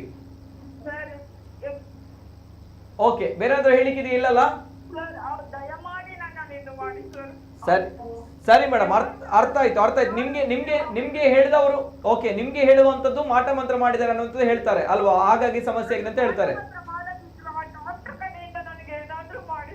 ಸರಿ ಸರಿ ಮೇಡಮ್, ನೋಡೋಣ. Yes madam, okay madam. ತಾಯಿ, ಅಳಬೇಡಿ. ಅಳಬೇಡಿ ಮೇಡಮ್, ದಯಮಾಡಿ ಅಳಬೇಡಿ. ಪ್ರತಿಯೊಂದು ಅಳುವಿಗೂ ಕೂಡ ಸಾಂತ್ವನದ ಮನಸ್ಸುಗಳು ಈ ಜಗತ್ತಲ್ಲಿವೆ. ನಿಜ. ಪ್ರತಿಯೊಂದು ಸಮಸ್ಯೆಗೂ ಪರಿಹಾರ ಇದ್ದೇ ಇರುತ್ತೆ. ನೋಡಿ ಖಂಡಿತ ನೀವೇನ್ ಕೊಡದಿದ್ರು ಚಿಂತೆ ಇಲ್ಲ, ಅಳು ಹಾಕ್ಬೇಡಿ. ಒಂದು ಕಣ್ಣೀರ್ ಬರ್ಸಿದೆ 1000 ಕಣ್ಣೀರ್ ಬರ್ಸುತ್ತೆ ಈ ಜಗತ್ತು. ನಿಜ ಸರ್, 100 ವರ್ಷಿ ನಾವು ಅದನ್ನ ನಿಮಗೆ ಕ್ಲಿಯರ್ ಮಾಡ್ಕೊಡ್ತೀವಿ. ಹುಲಿಕಲ್ ಸರ್, ನಾನೇ ಬರ್ತೀನಿ ತಾಯಿ. ಓಕೆ, ಹುಲಿಕಲ್ ಸರ್, ಒಂದು ವಿಚಾರ ಹೇಳ್ತೀನಿ. ಯಾಕಂದ್ರೆ ಬಹುಶಃ ಕೆಲವರು ಹೇಳ್ತಾರೆ ಈ ಕಾರ್ಯಕ್ರಮ ಯಾಕೆ ಮಾಡಿದ್ರಿ, ಇದ್ರಲ್ಲಿ ಏನ್ ಲಾಭ ಅಥವಾ ಏನ್ ಕತೆ ಅಂತ ಹೇಳಿ. ನೋಡಿ, ಇಂತಹ ಕಣ್ಣೀರು ಹಾಕುವಂತಹ ಪಾಪದ ವ್ಯಕ್ತಿಗಳು ಕೂಡ ನಮ್ಮ ಸಮಾಜ ಅವರಿಗೊಂದು ಭರವಸೆ ಸಿಕ್ಕಿದೆ, ಅದಕ್ಕೋಸ್ಕರ ಅಲ್ವಾ. ಬಹಳಷ್ಟು ಜನರು ಸರ್ ಇಲ್ಲಿ ಕಮೆಂಟ್ಸ್ ಕೂಡ ಹಾಕ್ತಾ ಇದ್ದಾರೆ. ರಘುನಾಥ್ ಕಾಮತ್ ಅವರು, ಹುಲಿಕಲ್ ತರ ವ್ಯಕ್ತಿಗಳು ನಮ್ಮ ಕರಾವಳಿಯಲ್ಲಿ ಇದ್ರೆ ಮೂಢನಂಬಿಕೆ ಕಡಿಮೆ ಆಗ್ತದೆ ಅನ್ನುವಂತ ವಿಚಾರವನ್ನ ಹೇಳ್ತಾ ಇದ್ದಾರೆ. ಸರ್, ನಾನು ಒಂದು ಮನವಿ ಮಾಡ್ಕೊಡ್ತೀನಿ. ನನ್ನೊಳಗಡೆ ಇರೋಂತ ವೇದನೆಯನ್ನ ಹೇಳ್ತೀನಿ.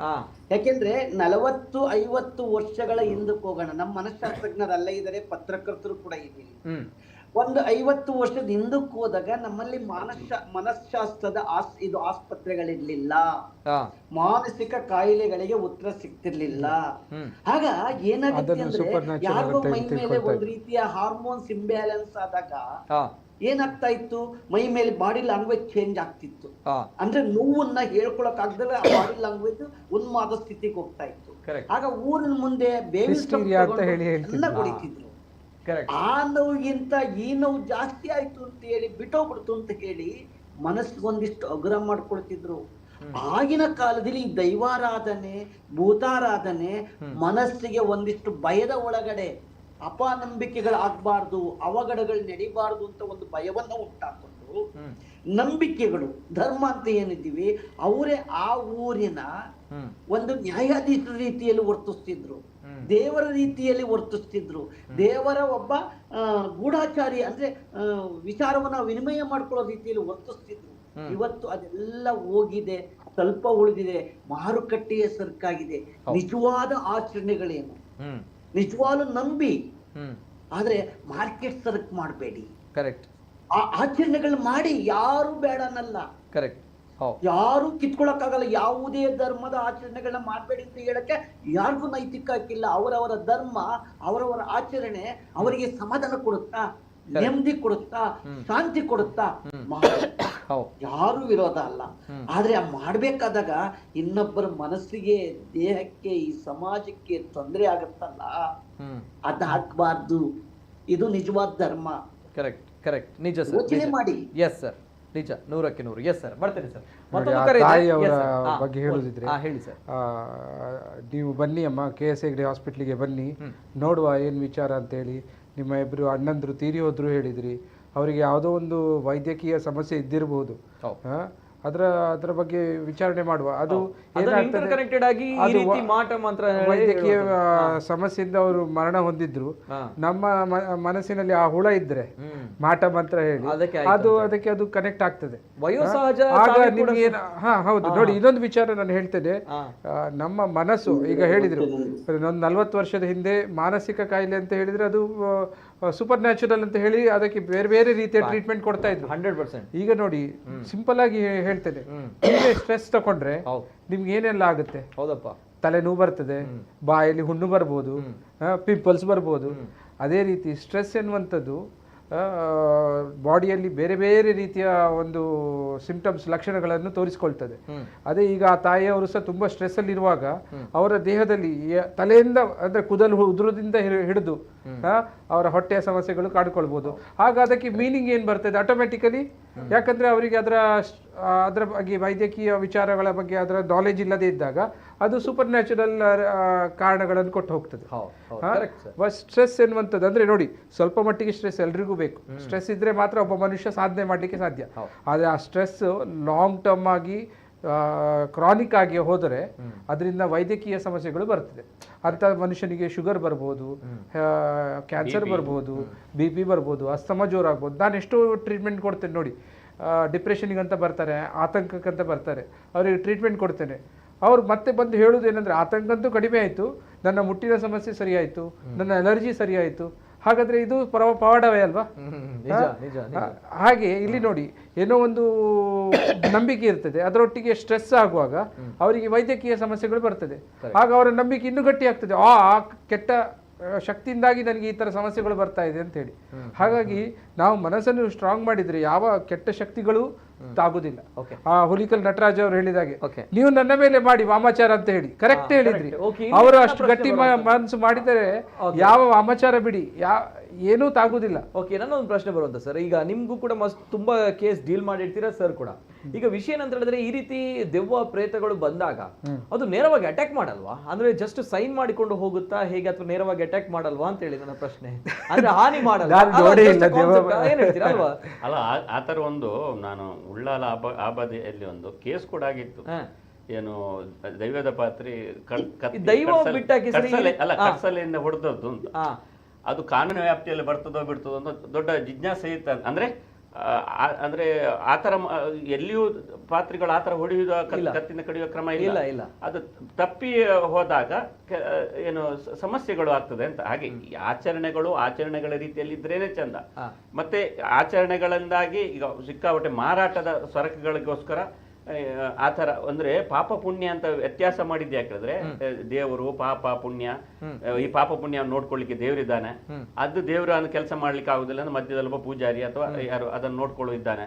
ಅಂದ್ರೆ ಅದನ್ನ ನಮ್ಮ ಸಮಾಜವನ್ನ ಸುಸ್ಥಿತಿಯಡಿ ಇಡ್ಲಿಕ್ಕೆ, ನ್ಯಾಯವಂಚಿತರಿಗೆ ನ್ಯಾಯ ಕೊಡ್ಲಿಕ್ಕೆ ಮಾಡಿದಂತ ಒಂದು ವ್ಯವಸ್ಥೆ, ಬಹಳ ಒಳ್ಳೆಯ ವ್ಯವಸ್ಥೆ. ಅದು ಅನೂಚಾನವಾಗಿ ನಡ್ಕೊಂಡು ಬರ್ತಾ ಇದೆ. ಅದರ ಮಧ್ಯೆ ಆ ಸ್ವಾರ್ಥಕ್ಕೋಸ್ಕರ ಇನ್ನು ಯಾರು ದಣಿಗೆ ಅಥವಾ ಹಣ ಇದ್ದವನಿಗೆ ಅಥವಾ ಗುತ್ತಿನವನಿಗೆ ಹೆಲ್ಪ್ ಮಾಡ್ಲಿಕ್ಕೋಸ್ಕರ ಮಧ್ಯದಲ್ಲಿ ಸ್ವಲ್ಪ ಒಂದು ವ್ಯತ್ಯಾಸಗಳ ಆದಾಗ ಅವನ ಏನು ಕೆಲಸ ಇದೆ ಅದನ್ನ ಮಧ್ಯವರ್ತಿ ಅಥವಾ ಮಧ್ಯದಲ್ಲಿರುವಂಥ ಪೂಜಾರಿ ಅಥವಾ ಅರ್ಚಕ ಯಾರು ಮಾಡುವಂಥ ಕೆಲಸ ಸರಿಯಾಗಿ ಮಾಡದಿದ್ದಾಗ ಈ ತರ ಎಲ್ಲ ಸಮಸ್ಯೆಗಳಾಗ್ತದೆ. ಅದು ಮಾರಾಟದ ಸತ್ತಾಗ್ತದೆ, ಉಳ್ಳವರ ಪಾಲಾಗ್ತದೆ.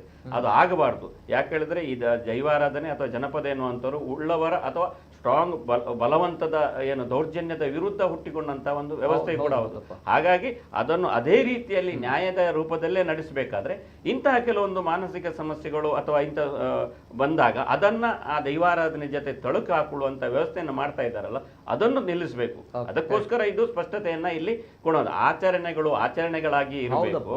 ಇಂತಹ ಸಮಸ್ಯೆಗಳನ್ನು ಅದರೊಟ್ಟಿಗೆ ಜೋಡಿಸುವುದರಿಂದ ನಮ್ಮ ಶ್ರೀಮಂತವಾದಂತಹ ಕಲ್ಚರ್, ತುಳುನಾಡಿನ ಕಲ್ಚರ್ ಇದೆಯಲ್ಲ, ಈಗ ತುಂಬಾ ಒಂದು ಅದಕ್ಕೆ ಸೌಂದರ್ಯ ಜನರಿಗೆ ಗೊತ್ತಾಗ್ತಾ ಇದೆ.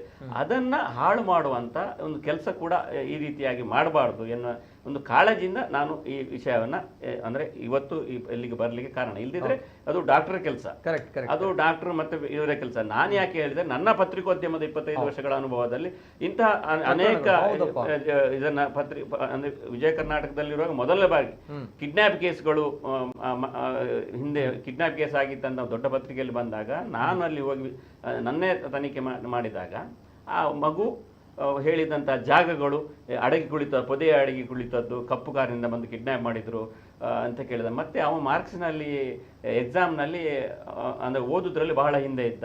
ಕೊನೆಗೆ ಅವನು ಹೇಳಿಕೊಂಡ. ಅಂದರೆ ಇಂಥದ್ದೇ ಅಂದರೆ ವಿಚಾರಗಳು ಇದರಲ್ಲೂ ಕೂಡ ಇದು ಬೇರೆ ರೀತಿಯದ್ದು, ಅದೊಂದು ರೀತಿಯದ್ದು. ಅಂದರೆ ಪ್ರತಿಯೊಂದು ಈ ಥರ ಸಮಸ್ಯೆಗಳ ಹಿಂದೆ ನಾವು ಅದು ನಿಜವಾದ ಕಾರಣವನ್ನು ಹುಡುಕಿದ್ರೆ ನಮ್ಮ ಧರ್ಮ ಪರಿಶುದ್ಧವಾಗಿ ಉಳಿತದೆ, ನಮ್ಮ ಸಂಸ್ಕೃತಿ ತುಂಬಾ ಪರಿಶುದ್ಧವಾಗಿ ಉಳಿತದೆ. ಇಲ್ಲವಾದ್ರೆ ಹೊರಗಿನ ದೇಶದವರು ಆಡಿಕೊಂಡಾಗೆ ಈಗ ಏನು ಪ್ರೇತ ಉಚ್ಚಾಟನೆ ಅಂದ್ರೆ ಅಥವಾ ಪ್ರೇತಗಳಿಗೆ ಏನು ಅಲ್ಲಿ ಬೆಂಕಿ ಸುಡ್ತಾ ಇದೆ, ದೈವಗಳಿಗೆ ಜೊತೆ ಇದೆ ಅಂತೆ, ಆ ತರ ಕೆಟ್ಟದಾಗಿ ಬೇರೆ ಕಡೆ ಬಿಂಬಿತ ಆಗ್ತಾ ಇರುವಂತ ಅದನ್ನ ನಿಲ್ಲಿಸಬೇಕು. ಇದರ ಹಿಂದೆ ಈ ಒಂದು ಸಮಸ್ಯೆಯನ್ನ ಅದನ್ನು ಪರಿಹಾರ ಮಾಡುವ ಬದಲು ಅದರ ಲಾಭವನ್ನು ಪಡ್ಕೊಂಡು ಏನೋ ಕೆಲಸ ಮಾಡಿಕೊಳ್ಳುವಂತ ಒಂದು ವ್ಯವಸ್ಥಿತ ಶಕ್ತಿ ಇದ್ರೆ ಅದನ್ನ ಹೊರಗೆ ಹಾಕಬೇಕು ಎನ್ನುವುದಷ್ಟೇ ನಮ್ಮ ಉದ್ದೇಶ. ಅದಕ್ಕೋಸ್ಕರ ನಾನು ಹೇಳಿದ್ವಿ, ನಾವು ನನ್ನ 25 ವರ್ಷಗಳಲ್ಲಿ ನಮ್ಮ ಹಿಂದೂ ಧರ್ಮ, ಹಿಂದೂ ಸಂಸ್ಕೃತಿ ಅಥವಾ ದೈವಾರಾಧನೆ ಅದನ್ನ ಪಾಲಿಸುತ್ತಾ ಮತ್ತೆ ಅದನ್ನ ಆಚರಣೆ ಮಾಡುತ್ತಾ ಮತ್ತೆ ಅದರ ಸರಿ ತಪ್ಪುಗಳು ಅಂದ್ರೆ ಕೆಲವೊಮ್ಮೆ ಅದನ್ನ ಮಿಕ್ಸ್ ಆಗಿ ಮಾಡ್ತಾರೆ. ಈಗ ಅತಿಯಾದ IT ಬಾಬಾನೇ ಇರ್ಬೋದು ಉದಾಹರಣೆ. IT ಬಾಬನ ಬಗ್ಗೆ ಅತಿಯಾದ ವಿಜೃಂಭಣೆ ಆಯ್ತು. ಕೊನೆಗೆ ಅವ ವರ್ಲ್ಡ್ ಕಪ್ ಗೆಲ್ಸಿದ್ದು ನಾನೇ ಐಡಿಯಾ ಕೊಟ್ಟು ಅಂತ ಹೇಳುವಾಗ ಅಲ್ಲಿಗೆ ಎಲ್ಲ ಟುಸ್ ಆಯ್ತು. ಅಂದ್ರೆ ನಾವು ಒಂದು ಅರ್ಥ ಮಾಡ್ಕೊಳ್ಬೇಕು, ಅಂದ್ರೆ ಬೇಸಿಕಲಿ ನಾವು ಒಂದು ಹೇಳಿದ ಕೂಡ ಎಲ್ಲೋ ಅಂತ ಕಣ್ಣು ಮುಚ್ಚಿ ಅಡ್ಡ ಬೀಳುವುದನ್ನ ಬಿಟ್ಟು ನಮ್ಮ ಸಂಸ್ಕೃತಿ ಜನಪದ ಇದನ್ನ ಕಲೆ ಧರ್ಮ ದೈವ ಎಲ್ಲವನ್ನ ನಂಬುತ್ತಾ ಅದನ್ನ ಲಾಭ ಮಾಡಿಕೊಳ್ಳುವವರು ಮತ್ತೆ ಅದನ್ನ ಹಾಳು ಮಾಡುವವರು, ಇದರ ವ್ಯತ್ಯಾಸವನ್ನ ನಾವು ಸ್ಪಷ್ಟವಾಗಿ ಗಮನಿಸುವ ಕೆಲಸ ಮಾಡದಿದ್ರೆ ಈಗ ಇದೇ ರೀತಿ ಕೆಲವರು ಏನೋ ವಿಚಿತ್ರವಾಗಿ ಮಾತಾಡುವ ಸಾಧ್ಯತೆ ಇದೆ. ಕೊನೆಯದಾಗಿ ಒಂದು ಕರೆಯನ್ನು ತೆಗೆದುಕೊಳ್ತೀನಿ, ತದನಂತರ ಸಮಯದ ಅಭಾವ ತುಂಬಾನೇ ಆಗಿದಾಗ ಕಾರ್ಯಕ್ರಮವನ್ನ ವೈಂಡ್ ಅಪ್ ಮಾಡ್ತೀನಿ. ಲಾಸ್ಟ್ ಕಾಲರ್ ಇದ್ದಾರೆ. ಸರ್ ನಮಸ್ತೆ. ನಮಸ್ತೆ ಸರ್, ಧ್ವನಿ ಕೇಳ್ತಾ ಇದೆಯಾ ಸರ್? ನಮಸ್ಕಾರ. ನಮಸ್ಕಾರ ಸರ್, ನಮಸ್ಕಾರ. ತಮ್ಮ ಹೆಸರುಲಿಂದ ಸರ್? ನಮಸ್ಕಾರ ಸರ್. ನಮಸ್ಕಾರ ಸರ್. ಪಲ್ಲೆ ಸರ್, ಪಾತೆಲ್ಲ ಸರ್?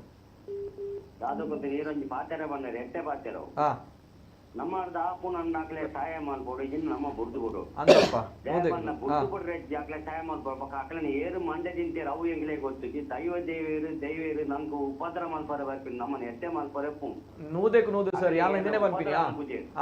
ನೂದೇಕು ನೂದು ಸತ್ಯ ಸತ್ಯ ಪಾತೆರ ಪಲ್ಲೆ ಸರ್. ದೈವ ದೇವೇರು ನಂಗೆ ನಮ್ಮ ದಯ ಗೊತ್ತಿನ ದೈವ ದೇವ್ರು ನಂಗೆ ಉಪದ್ರ ಏರ್ಲ ಮಲ್ಪೂಜೆ. ದೈವ ದೇವೇರಂತೂ ಉಪದ್ರ ಅನ್ಪೂಜೆ, ದೇವೇರು ನಂಗೆ ಉಪದ್ರ ಅನ್ಪೂಜೆ. ನಮ್ಮ ಆಕಳನ್ನ ಕತ್ತೋರು ನಡಪುನ್ನು ದಯ ಬಂದಾಗ ಹಾಕೊಂಡು ನಂಗೆ ಉಪದ್ರ ಮಲ್ಪ ಹಾಕೊಂಡು ಉಪದ್ರ ಗ್ಯಾರಂಟಿ ಮಲ್ಪೂಜೆ. ನೂದಕ್ಕೆ 100% ಅಕಲನ ಪಾಪ ಅಕಲನ ಏರು ಬಂದ್ಮೇಲೆ ಇಂಜಿನ ಮಂಡೆ ತಿಂತೇನೆ ನಂಗೂ ಗೊತ್ತು.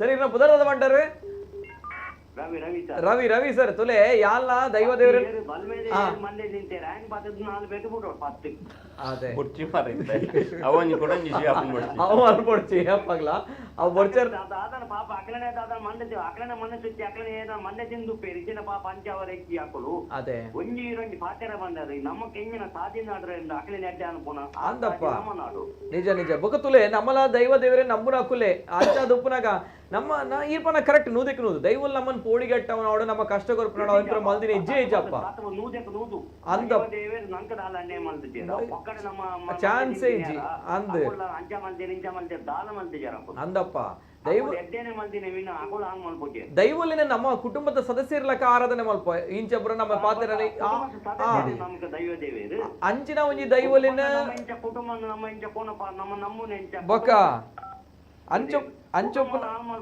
ನಮ್ಮ ದೈವ ದೇವರು ನಮ್ಮನು ಕರೆಕ್ಟ್ ನಿಜ ನಿಜ. ಈಗ ನಮ್ಮ ಹಿಂದೂ ಸಂಸ್ಕೃತಿಯಲ್ಲಿ ಪುನರ್ಜನ್ಮದ ವಿಚಾರ ಇದ್ದ ಕಾರಣ ಈ ತರ ಎಲ್ಲ ಪ್ರಶ್ನೆಗಳು ಬರುವುದು. ಆದ್ರೆ ನೋಡಿ, ಒಮ್ಮೆ ದೇಹ ದಹನ ಆದ ನಂತರ ಎಲ್ಲಿಯ ಬಾಡಿ ಪಾರ್ಟ್ ಎಲ್ಲಿಯ ಇದು ಇದ್ರೂ ಅವುಗಳಿಗೆ ಏನು ಮಾಡ್ಲಿಕ್ಕೆ ಆಗೋದು. ಮುಖವೇ ಇಲ್ಲದಿದ್ದಾಗ, ದೇಹವೇ ಇಲ್ಲದಿದ್ದಾಗ ಎಲ್ಲಿಂದ ಫೋಟೋ ಬರ್ತದೆ? ಒಂದನೇ ವಿಚಾರ. ಹಾಗೆ ಅಂತ ಹೇಳಿ ನಾನೇನು ಹೇಳುದಂದ್ರೆ, ಅವರ ನಂಬಿಕೆಗಳಿರ್ಲಿ, ಅದನ್ನು ಮೂಢನಂಬಿಕೆಯಾಗಿ ಒಬ್ಬರನ್ನು ಎಕ್ಸ್ಪ್ಲಾಯ್ಟ್ ಮಾಡುವಂತದ್ದು ಇರಬಾರ್ದು. ಒಂದು ಕೊನೆಯದಾಗಿ ಅದೊಂದು ಫೋಟೋವನ್ನು ಹಾಕಿ. Thank you sir, Ravi sir, thank you. ನೋಡಿ ಅಲ್ಲಿ ಆ ಹೆಂಗಸಿಗೆ ಝೂಮ್ ಇನ್ ಮಾಡಿ ನೋಡಿ. ಈಗ ಒಂದು ಫೋಟೋ ಬರಬೇಕು ಅಂದ್ರೆ ನನ್ನ ಮುಖದ ಮೇಲೆ ಲೈಟ್ ಬಿದ್ದು ಅದು ಕ್ಯಾಮರಾ ಕ್ಯಾಪ್ಚರ್ ಆಗುವಂತದ್ದು. ಹಾಗಾದ್ರೆ ಅದು ಅಲ್ಲಿ ಫೋಟೋ ಬರ್ತಾ ಉಂಟಂತಿದ್ರೆ ಅಲ್ಲಿ ಒಂದು ಮುಖ ಉಂಟಂತ ಅರ್ಥ. ಇಲ್ಲದಿದ್ರೆ ಭೂತಗಳಿಗೆ ಮುಖ ಇಲ್ಲದಿದ್ರೆ ಹೇಗೆ ಫೋಟೋ ಬರ್ತದೆ? ಒಂದನೇ ವಿಚಾರ. ಎರಡನೇ ವಿಚಾರ, ಆ ತಾಯಿಯವರಿಗೆ ಹಿಡಿಸುಡಿಯಲ್ಲಿ ಹೊಡಿತಾ ಇದ್ದಾರೆ ಅಂತ ವಿಚಾರಗಳು ಮಾಡುವಾಗ ಅವರ ಕಾನ್ಫ್ಲಿಕ್ಟ್ ಇನ್ನೂ ಜಾಸ್ತಿ ಆಗಿ ಅವರ ಪೊಸಿಷನ್ ಅಟ್ಯಾಕ್ ಇನ್ನೂ ಜಾಸ್ತಿ ಆಗ್ತದೆ. ಇಂಥ ಕೇಸ್ ಬರುವಾಗ ನಾವೇನು ಹೇಳ್ತೇವೆ ಅಂದ್ರೆ, ಈ ತರ ಪೊಸಿಷನ್ ಅಟ್ಯಾಕ್ ಆಗುವಾಗ ಅವರನ್ನು ಒಬ್ಬರೇ ಬಿಡಿ, ಅರ್ಧ ಗಂಟೆ ಅವರನ್ನು ಒಬ್ಬರೇ ಬಿಡಿ, ನೀವೆಲ್ಲರೂ ಹೊರಗೆ ಬನ್ನಿ ಅಂತೇಳಿ. ಹೊರಗೆ ಬಂದ ಕೂಡಲೇ ಅರ್ಧ ಗಂಟೆಯಲ್ಲಿ ಅವರೇ ಸರಿ ಆಗ್ತಾರೆ, ಅವರೇ ಹೊರಗೆ ಬರ್ತಾರೆ. ನಾವು ಗಮನ ಕೊಟ್ಟಷ್ಟು ನಾವು ಅವರಿಗೆ ಆ ತರ ಹಿಡಿಸುಡಿದ ಹೊಡೆಯುವುದು ಎಲ್ಲ ಮಾಡಿದರೆ ಆ ಪೊಸಿಷನ್ ಅಟ್ಯಾಕ್ ಇನ್ನೂ ಜಾಸ್ತಿ ಆಗ್ತದೆ. 100ಕ್ಕೆ 100 ಸರ್. ಎಸ್, ಅದು ಅಟೆನ್ಷನ್ ಗ್ರಾಬ್ ಮಾಡ್ತಾರೆ ಅಲ್ವಾ? ಅಂದ್ರೆ ಅವ್ರು ಬೇಕು ಅಂತ ಮಾಡುದಂತ ಹೇಳುದಲ್ಲ, ನಾಟಕ ಮಾಡೋದಲ್ಲ. ಅದು ಅವರ ಕಾನ್ಫ್ಲಿಕ್ಟ್ ಅನ್ನು ರಿಸಾಲ್ವ್ ಮಾಡುವಂತ ರೀತಿ. ಈಗ ನಿಮಗೆ ಕಷ್ಟ ಬಂದಾಗ ನಾವೆಲ್ಲರೂ ಒಂದೊಂದು ರೀತಿಯಲ್ಲಿ ಕಾನ್ಫ್ಲಿಕ್ಟ್ ಅನ್ನು ರಿಸಾಲ್ವ್ ಮಾಡ್ತೇವೆ. ಅವರಿಗೆ ಕಾನ್ಫ್ಲಿಕ್ಟ್ ರಿಸಾಲ್ವ್ ಮಾಡ್ಲಿಕ್ಕೆ ಗೊತ್ತಿಲ್ಲ, ಅದರಿಂದಾಗಿ ಈ ದಾರಿ ಹಿಡಿತಾ ಇದ್ದಾರೆ. ನನಗೂ ಸಣ್ಣ ಇರುವಾಗ ಒಮ್ಮೆ ಹಾಗೆ ಆಗಿತ್ತು, ಮೈಯೆಲ್ಲ ಗಡಗಡ ಸಿಟ್ಟು, ನನಗೆ ಒಳಗೆ ಹೋಗ್ಲಿಕ್ಕೆ ಬಿಡ್ತಾ ಇಲ್ಲ ಒಂದು ಕಡೆ. ಆವಾಗ ನಾನೇನು ಈ ತರ ಏನು ಸಿಟ್ಟು ಬರ್ತದೆ, ಗಡಗಡ ಬಂದು ಆಗ ಬಿಟ್ಟ ಮತ್ತೆ ಒಳಗೆ. ಅಂದ್ರೆ ನನಗೆ ಗೊತ್ತಿಲ್ಲ, ನಂತರ ಈಗ ಇವ್ರು ಹೇಳುವಾಗ ಬಹುಶಃ ಅದೇ ಆಗಿರ್ಬೋದು. ಸಣ್ಣ ಇರುವಾಗ ಆ ತರದ್ದೆಲ್ಲ ಇರ್ತದೆ. ಸಿಂಪಲ್ ಆಗಿ ಒಂದು ಉದಾಹರಣೆ, ಪ್ರಾಣಿಗಳಲ್ಲಿ ನಾವು ನೋಡಿರ್ಬೋದು ಶ್ಯಾಮ್ ಡೆತ್ ಫಿನಾಮಿನ್ ಅಂತ ಹೇಳ್ತಾರೆ. ಒಂದು ಕುರಿಗೆ ನೀವು ಹೋಗಿ ಸಡನ್ ಹೆದರಿಸಿದ್ರೆ ಡಪ್ ಸತ್ತಾಗಿ ಬೀಳ್ತದೆ, ಸತ್ತೋಗುದಿಲ್ಲ, ಸತ್ತಾಗಿ ಬೀಳ್ತದೆ. ಅಲ್ಲಿಂದ ಭಯ ಹೋದ ಕೂಡಲೇ ಅದು ಎದ್ಕೊಂಡು ನಡಿಲಿಕ್ಕೆ ಶುರು ಮಾಡ್ತದೆ.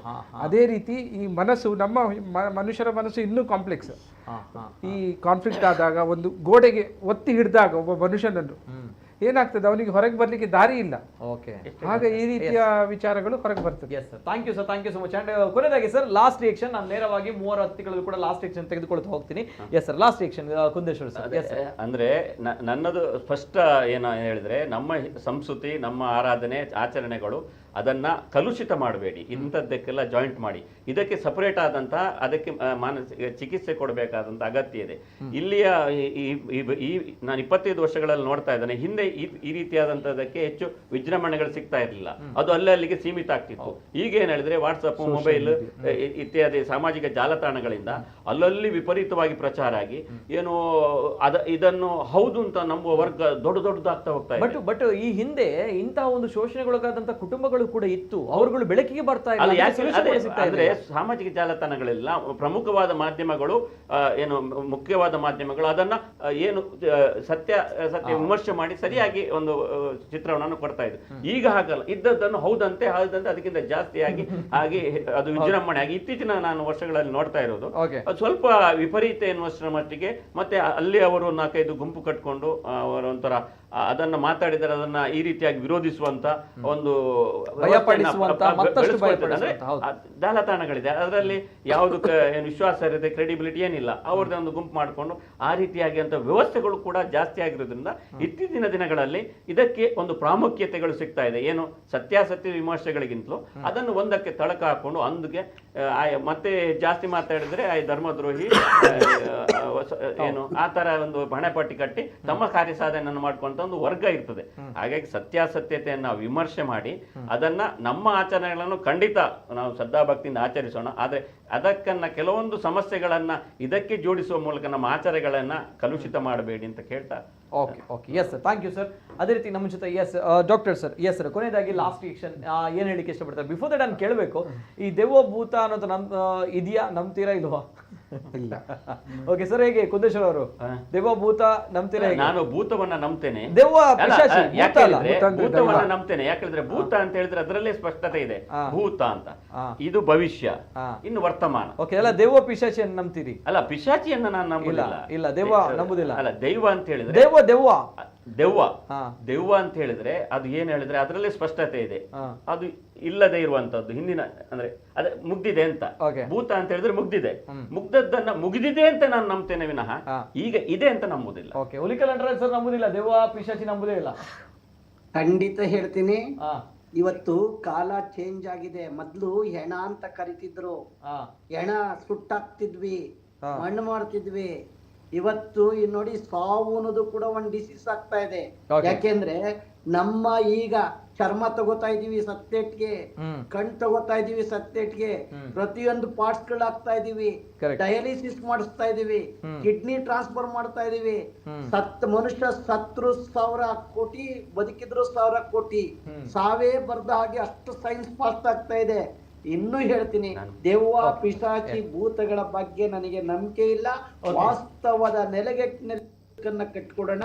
ಈ ಟಿವಿಯ ಮುಖಾಂತರ ನಾನು ಆ ಕುಟುಂಬಕ್ಕೆ ಮನವಿ ಮಾಡ್ಕೊಳ್ತೇನೆ, ನಾವು ಬಂದು ನಿಮಗೆ ಸಾಂತ್ವನ ಕೊಡ್ತೀವಿ, ನೀವಿಷ್ಟು ಧೈರ್ಯ ಇರಿ, ಯಾವ ಮಾತಿಗೂ ಬಲಿ ಆಗ್ಬೇಡಿ ಅಂತ ಹೇಳಿ ನನ್ನ ಮಾತನ್ನ ಮುಗಿಸ್ತೇನೆ. ನಮಸ್ಕಾರ.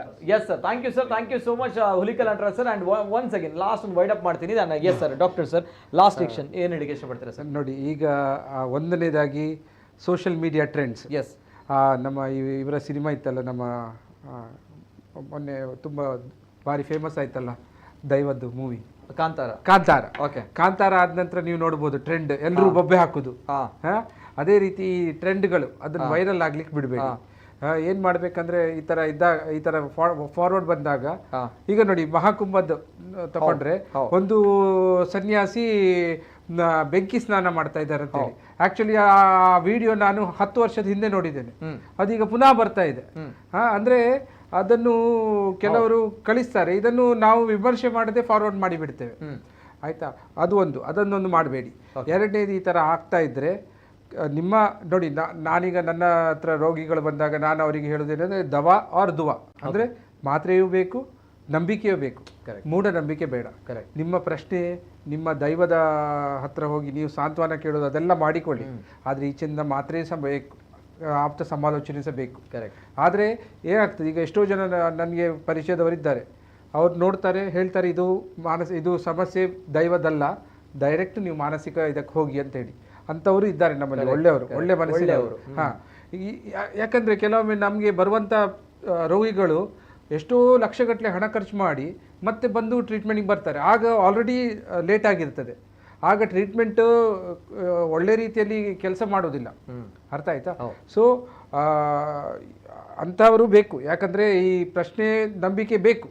ಆದರೆ ಅದೇ ರೀತಿ ಅಲ್ಲಿ ಹೋಗುವಂಥ ಜನರನ್ನು ಅವರು ಈ ಕಡೆ ಸಹ ಗೈಡ್ ಮಾಡಬೇಕು. ಯಾಕಂದರೆ ಕೆಲವೊಂದು ಮಾನಸಿಕ ಸಮಸ್ಯೆಗಳಿಗೆ ತುರ್ತು ಅಂದರೆ ಕರೆಕ್ಟ್ ರೀತಿಯಲ್ಲಿ ಟ್ರೀಟ್ಮೆಂಟ್ ಕೊಟ್ಟರೆ ಅವರು ಅದರಿಂದ ಹೊರಗೆ ಬಂದು ಒಳ್ಳೆ ರೀತಿಯಲ್ಲಿ ಬದುಕಲಿಕ್ಕೆ ಆಗ್ತದೆ. ಓಕೆ, ಈಗ ಎಸ್ ಸರ್, ಇವರುಗಳಿಗೆ ಅಲ್ಟಿಮೇಟ್ ಈಗ ಕೌನ್ಸಿಲಿಂಗ್ ಅವಶ್ಯಕ, ಕೌನ್ಸಿಲಿಂಗ್ ಅಗತ್ಯ. ಅದರ ಮೊದಲು ಅವರ ಕಾನ್ಫ್ಲಿಕ್ಟ್ ಏನಾಗ್ತಾ ಇದೆ ಅದನ್ನು ನಾವು ರಿಸಾಲ್ವ್ ಮಾಡಬೇಕಾಗ್ತದೆ. ಯಾಕಂದ್ರೆ ಆ ತಾಯಿಗಂತೂ ಡೆಫಿನೆಟ್ಲಿ 100% ಕಾನ್ಫ್ಲಿಕ್ಟ್ ಉಂಟು, ಅದನ್ನು ನಾವು ನೋಡಬೇಕಾಗ್ತದೆ. Yes sir, thank you so much. Yes, ಇದು ಬಹಳಷ್ಟು ಕರಾವಳಿ ಭಾಗದಲ್ಲಿ ಚರ್ಚೆಯನ್ನ ಹುಟ್ಟು ಹಾಕಿರುವಂತಹ, ಸದ್ದು ಸುದ್ದಿ ಮಾಡ್ತಾ ಇರುವಂತಹ ಒಂದು ಪ್ರೇತದ ಆತ್ಮದ ಅಥವಾ ಪ್ರೇತದ ಆತ್ಮ ಕಾಣಲಿಕ್ಕೆ ಸಿಕ್ಕಿದೆ ಅನ್ನುವಂತಹ ಒಂದು ಘಟನೆಯ ಒಂದು ವಿಚಾರ. ಸೊ ಹಾಗಿದ್ದಾಗ ನಮ್ಮ ಜೊತೆ ಇವತ್ತಿನ ಕಾರ್ಯಕ್ರಮದಲ್ಲಿ 3 ಅತಿಥಿಗಳು ಕೂಡ ಜಾಯ್ನ್ ಆಗಿದ್ದಾರೆ.